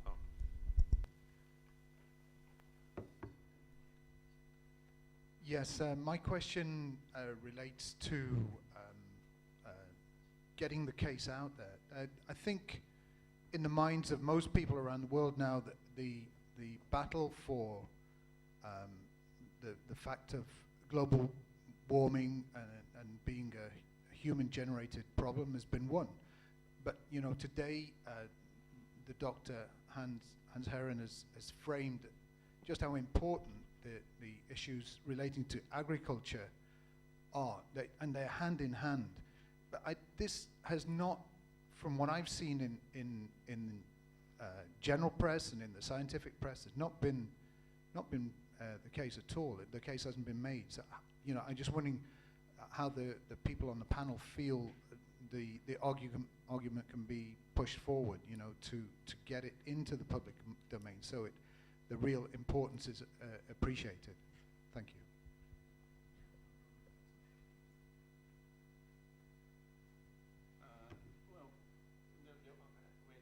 Maybe next round, because I have short memories and things get worse, and then you don't.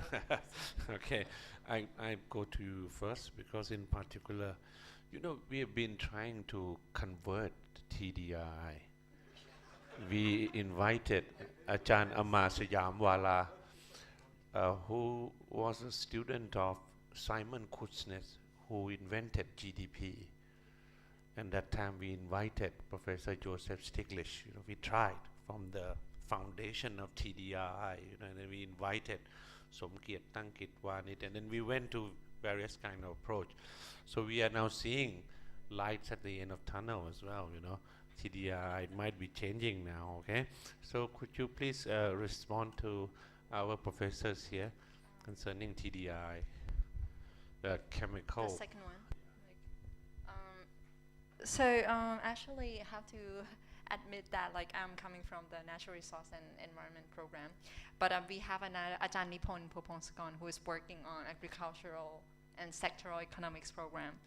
I can consult with him about your suggestion about this research on moving away from this agrochemical dependency, right? So this one, to embrace this as we in TDI we have two types of research. We have what we call this priority research program, which it is a collective decision of the whole institution, that which direction we're gonna move. At least the priority research area we're gonna move towards in the next 3 to 5 years, right? And we also at the same time we also run a parallel research in the individual in the program itself. So perhaps I can discuss with you after the panel discussion about the possibility to pursue this type of research. And to my knowledge, I think that is Dr. Herren presentation. It has a lot to do with this transformation. If we want to move forwards, we need to seriously address this, particularly in Thailand, where we had very big sector, big agricultural sector. Yeah. Okay, Lawrence, the question was that poverty alleviation. You want to go for this one first? No, I'll address both, because this chemical fertilizer business needs to be discussed openly. This time I'm not going to give you any 2 minutes. 2 minutes, very quick. First point I may want to go in is this karmic debt business. And I just want, at least to your memory, tell you that Václav Havel wrote a beautiful piece about climate change in the New York Times long back. And he said, if the rate at which we are going, we are committing ourselves to collective suicide. So we have decided that as a species, we will commit collective suicide. And then he asked the question, if there is, at this moment as we are speaking, we are losing millions of species at this very moment. So if so much of species is dying, why should the human being be so egoistic and think that the human species should survive? why not it also die? But then he asked a very important question. He said, who are we to decide that the human species should die? And that, I think, is a very interesting question. We cannot commit future generations to collective suicide because we don't have the right to do it. Therefore, we need to change. I just want to make that quick point to go into poverty alleviation and chemicals. See, in the village where I live, and I've been wanted to little not disagree, but diverge from Herren's point of view, is that we need some level of growth. I'm not somebody who's against growth. The question is, like we are working at with ESCAP, the quality of growth that we need to talk about. Second is, we need to decide in each of our societies what is the optimum level of growth.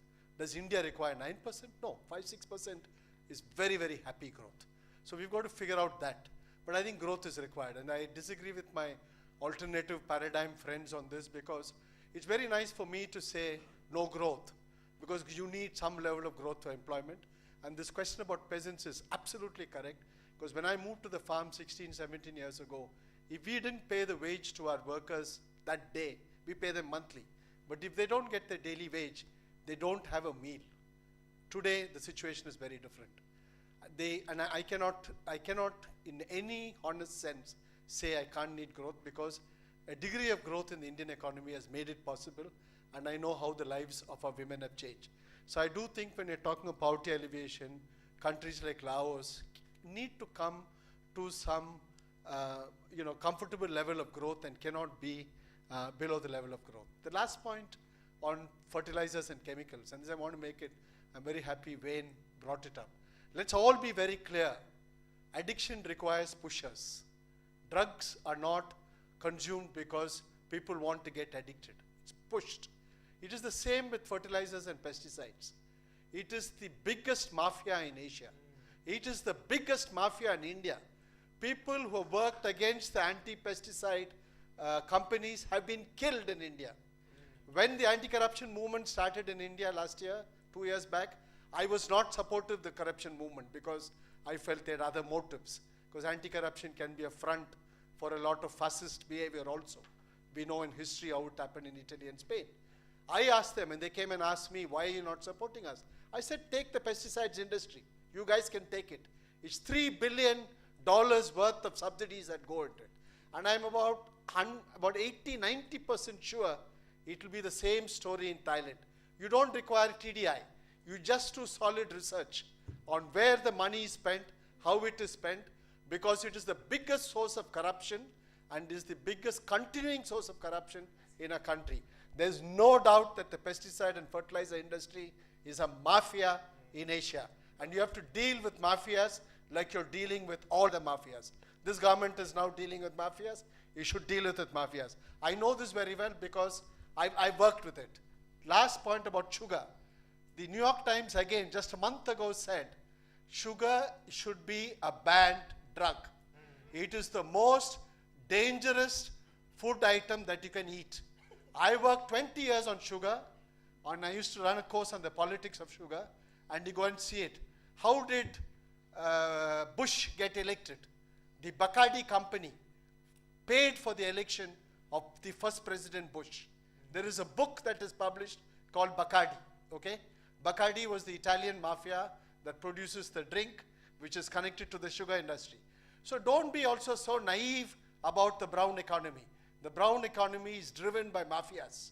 And if you want governance, if you want democracy, if you want a good life, start dealing with the mafias also. And first the pesticide and the fertilizer mafia industry. That's where I came from, by the way. Okay, we will definitely make this special report to General Prayut Chan-o-cha, the coup, okay? And there's some here, definitely. Want to add on or comment? Yes, please. Yes, who? Okay, now I can go a little bit more technical after being so sentimental and spiritual. Talking about mafia, I will go deeper. It starts with the oil. And unfortunately, I'm a geologist. To create oil, it it took millions of years and a lot of a huge mass and a movement of the earth, and the core of the earth was producing heat and lava going through the organic matter to create the oil. Oil also is a natural lubricant for our very thin crust. I don't know how many of you know how the earth looks like. It's very thin, our crust on which we live, the human species, and then changes the whole dimension. Is very thin and it's moving all the time. There's constant movement of the platforms, and that's why we have so many earthquakes. But the earthquake started like Aceh. Aceh, the epicenter of the earth, the biggest earthquake that brought so much disaster in our region, is on the place where 25 years Exxon have been drilling for oil. And it's, you know, oil comes where there's cracks, and there's these really movements of the platforms. There's a lot of research done on this. It's a natural lubricant. It's very useful. Don't take it out and burn it, and take it out, create good, useful medicines. It's organic matter. It's part of our whole DNA. Our ancestors produced the oil. The dinosaurs were our ancestors. There's DNA connection. So why are we doing that? And then we go to the fact that there's a lot of advertisements. We need to consciously also reject that. When you go to the movies, you see this beautiful advertisement of the Isuzu Jeeps, right? They fly, they come to a city empty of traffic. That's not in Bangkok and it's not in Thailand. I don't know where they filmed it, right? Some kind of thing. And these young people, and they're so beautiful and so powerful.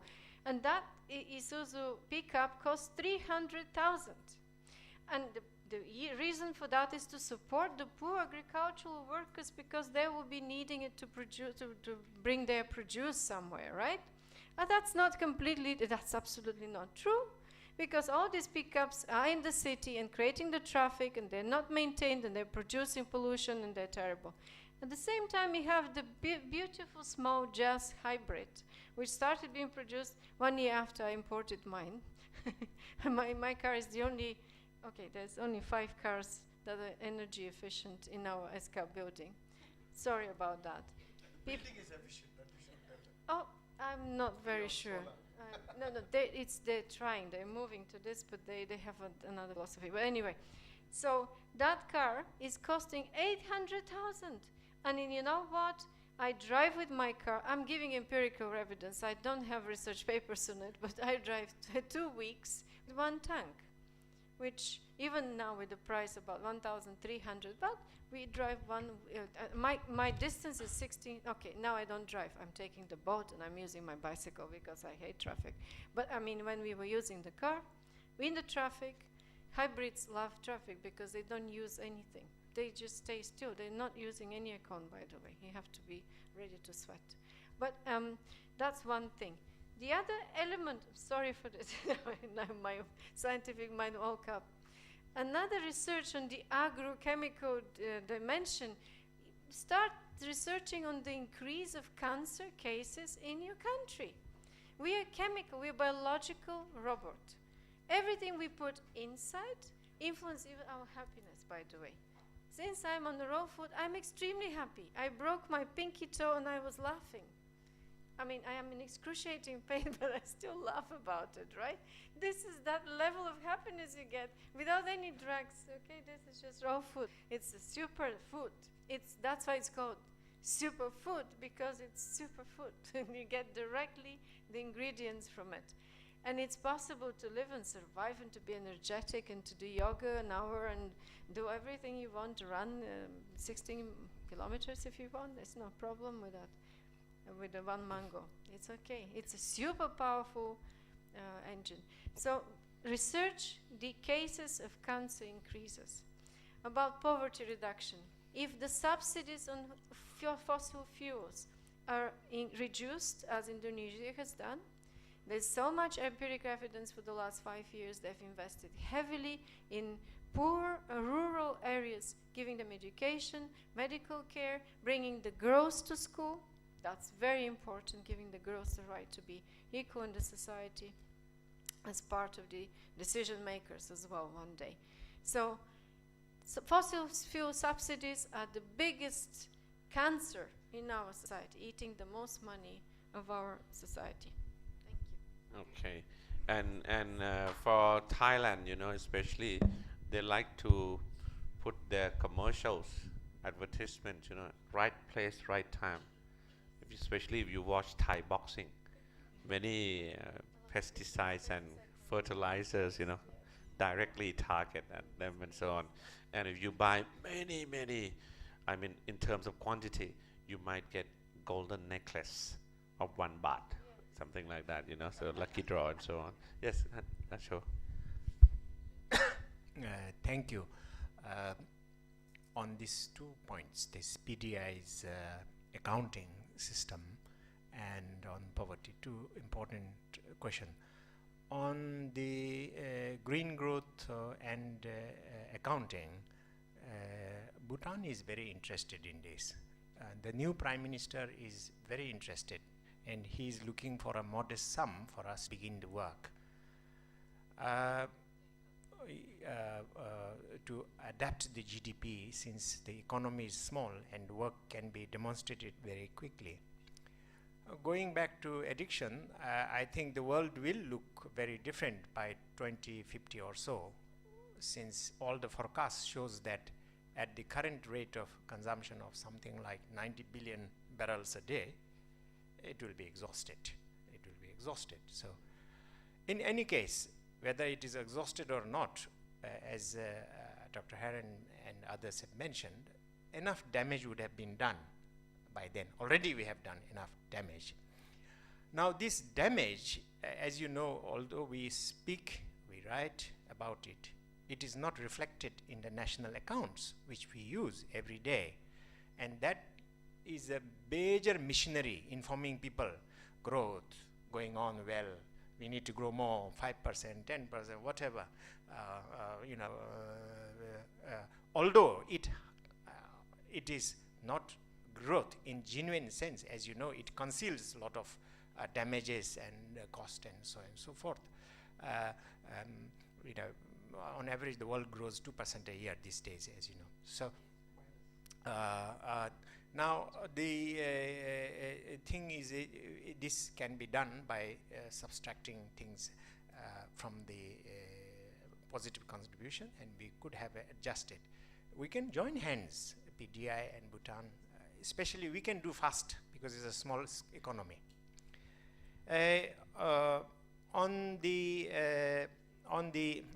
Regards addiction also same, we can subtract it from that, and some clever numerical work can be done, but it's not beyond a thing if people think Millennium Institute should join us under Dr. Herren's leadership on this path-breaking job, really. This is where we can make a difference, not misinform the people all the time by this growth discourse. On poverty, I forgot to mention the number of, on poverty. Basically, as you know, that it is being, it is a function, income, first of all, is a function of 2 things only: return to labor, return to capital. On labor, long term, you can tackle it by increasing labor productivity through human capital and so on and so forth. On capital, assets redistribution, land, housing, etc. Needs to be improved also, those for peer. This is so simple, I need not repeat it. But I think one point I like to mention is that if I have 100 baht, and if by giving 10 baht away, my welfare is not affected, but the welfare of poor people is suddenly up, there is a moral duty here. It's a moral duty, I think. It's the same thing. If I can alleviate someone's pain, while I myself is not suffering, by doing that, we have a moral duty. And we do not depend always on government service subsidies and targeting, which are often lost in the maze of bureaucracy, is never effective.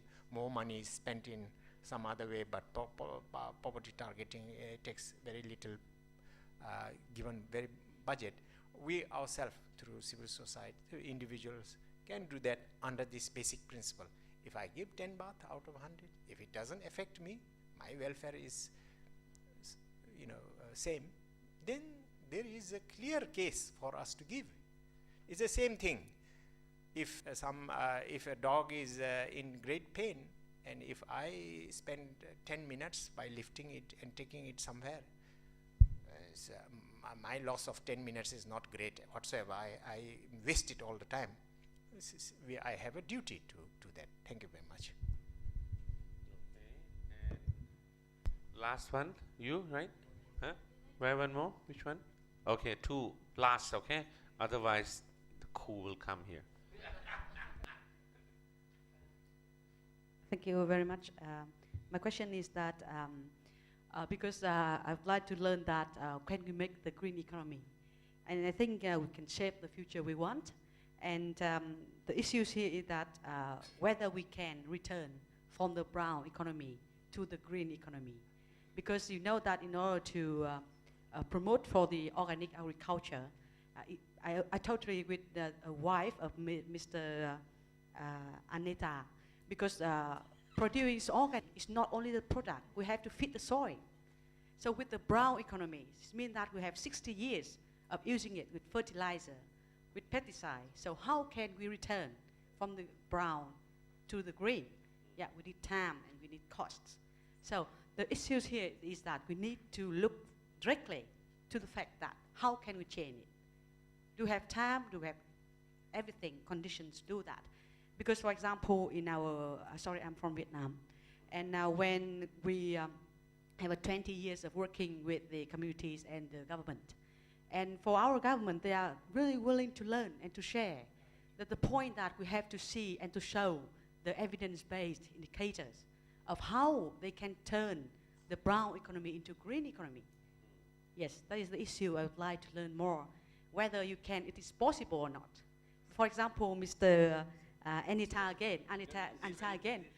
This is Lawrence Surendra. Sorry. And this is Anita, okay? Oh, so sorry. don't, I'm already confused, but then you confuse them and the whole room, okay? I'm sorry. Yeah, Mr. Lorenri, you said that for the fertilizer and pesticides, mafia. So shall our scientists and farmers, can we deal with that? Or our government? So, yeah, how? Yeah, that is my concern. Thank you very much.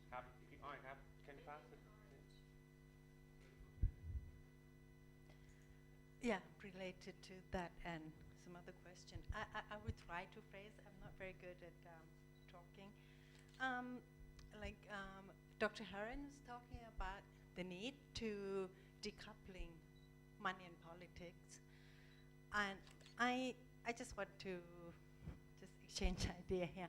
I think we also need to decouple money from economics. It sounds really weird, but likewise, I mean, I agree with you that we want to see economic price that true cost of, that reflect an economic price that reflect ecological truth. We don't want, we want incentive, we don't want subsidy, etc. But moving towards that route to green, if, for instance, like Dr. Kanika said that you're dealing with the price of gas at the moment, there's a lot of discussion in media right now, and I agree that it should not be cheap, But I think we need to think, because everything is so connected. I think think tank like advisor like TDRF need to think about how when you price something, it's going to affect. So it's that transformation I find very interesting. I don't think when I said that we need to decoupling money from economics, is that how if everything reflects the true cost, it's going to be so expensive. If our life depends on money, if everything we need depends on money, can we create a society, create a kind of habitat, kind of life that allow us not having to pay to depend so much on money, particularly in the urban area?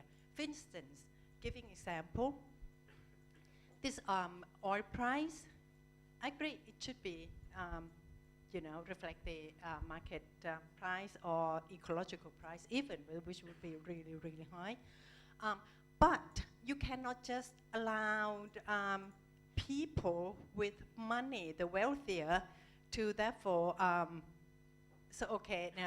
to be able to get that advantage just because they have more money. I don't think you can solve environmental problem, ecological problem by just, putting prices up so people would use less, and therefore we would have less traffic because there would be fewer people driving cars. It's not just because I'm a cyclist, but I think we need to, I think when you prescribe or try to suggest some kind of policy to government, we need to pair it with other components. So if the oil price comes, you have to think how it's going to affect people with lower income, and can the, for instance, city help? I mean, I don't even agree with I wouldn't say I disagree, but congestion toll, for instance, is fine, but it still means people with more money would be would have it have everything more convenient.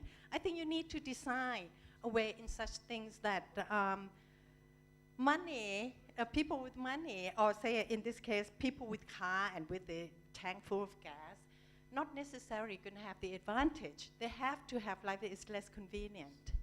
For instance, we have car-free zones, there with good quality public transport, cyclist, walker, trees on the road, so that we would want to cycle, so that it's less important to have money. Money should not be the should not be the deciding factor. And little by little, like that, pairing it with, if you're going to have environmental fiscal reform, I'm an ecologist, but I'm trying to speaking in terms of economics. I think you need to, when you suggest a policy, you need to work it out in a package that to see how what you need to pair it up with. If you want to go without the subsidy and all that, just little. And just one last thing is that because at the moment, with the, I don't really see, I think there's very little that the government, whether the past government or the junta now, is really doing much to help with the green economy.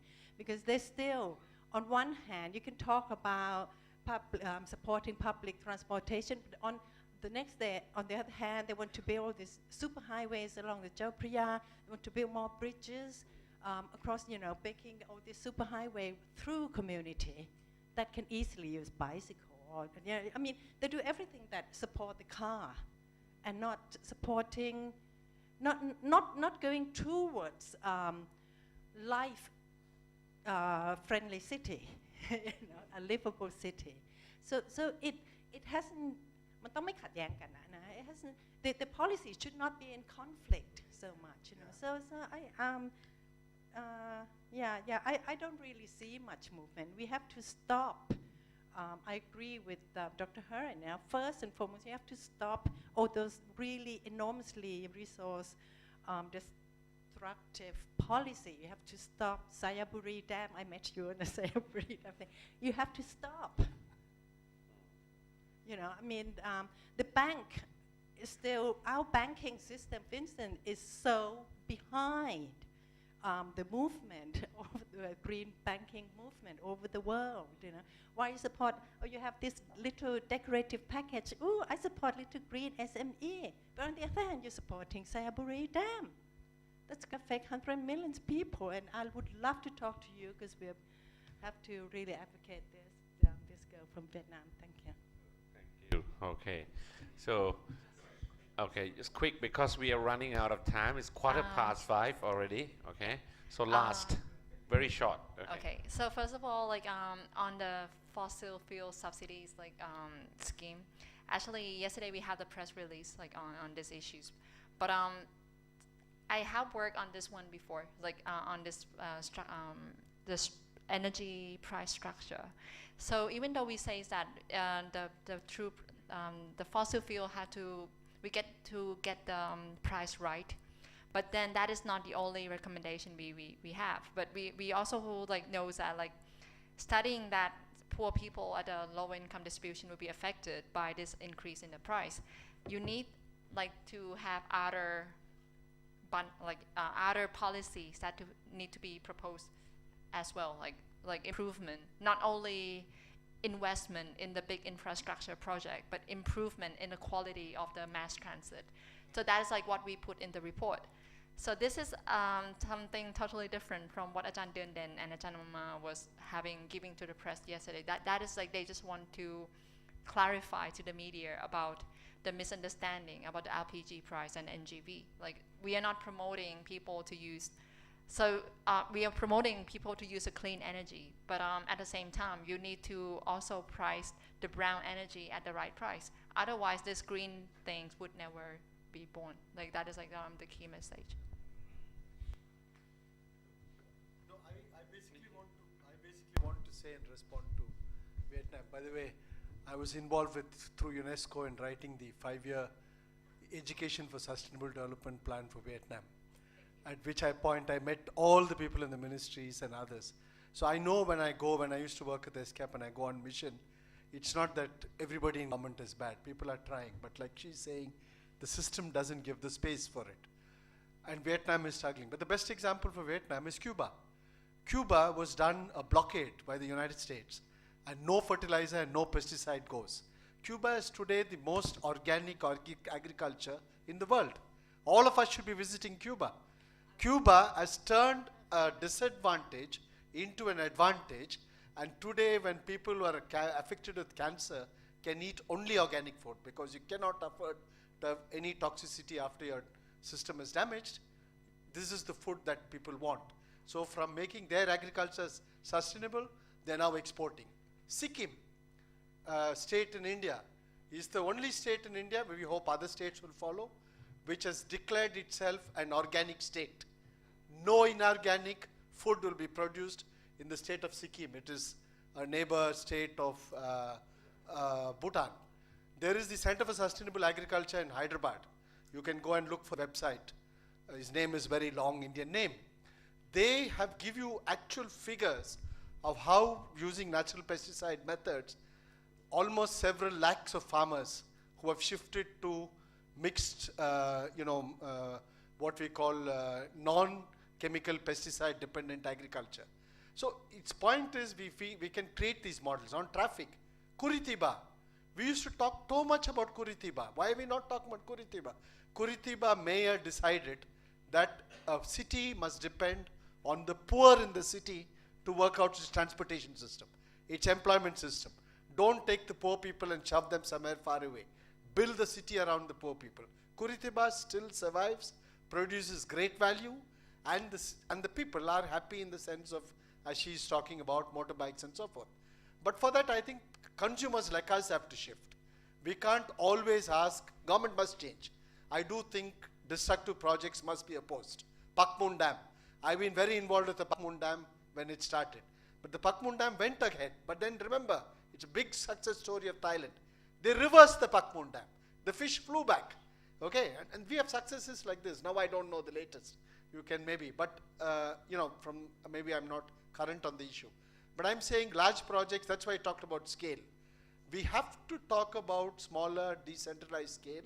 And today the technology is available for it. After all, we are all into chip technology. We are not in the old Stalin mode of big production. Technology can be reduced, but we need to shift from our own practices into using more public transport, into using less private transport. I mean, we want a car, but I don't travel by car.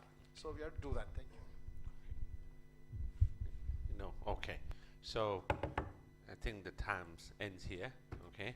Otherwise, I already got the message that these guys have to be reported to the junta, okay?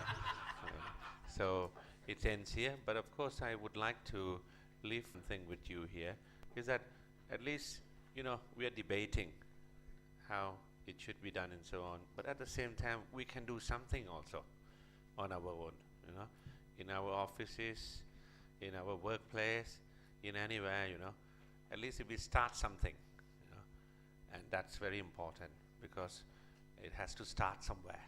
Okay, sometimes you cannot just come to seminar and conferences and then listen to it and then, oh, I got nice PowerPoint from Dr. Hans Herren, you know, and then I'll go to, no, it has to, you have to work, you have to do something, okay, at least bit by bit, okay, and that's the way we are going forward, okay. Thank you very much for everyone. Big round of applause. So thank you very much. Would you give another round of applause to all the panelists and then the moderator as well?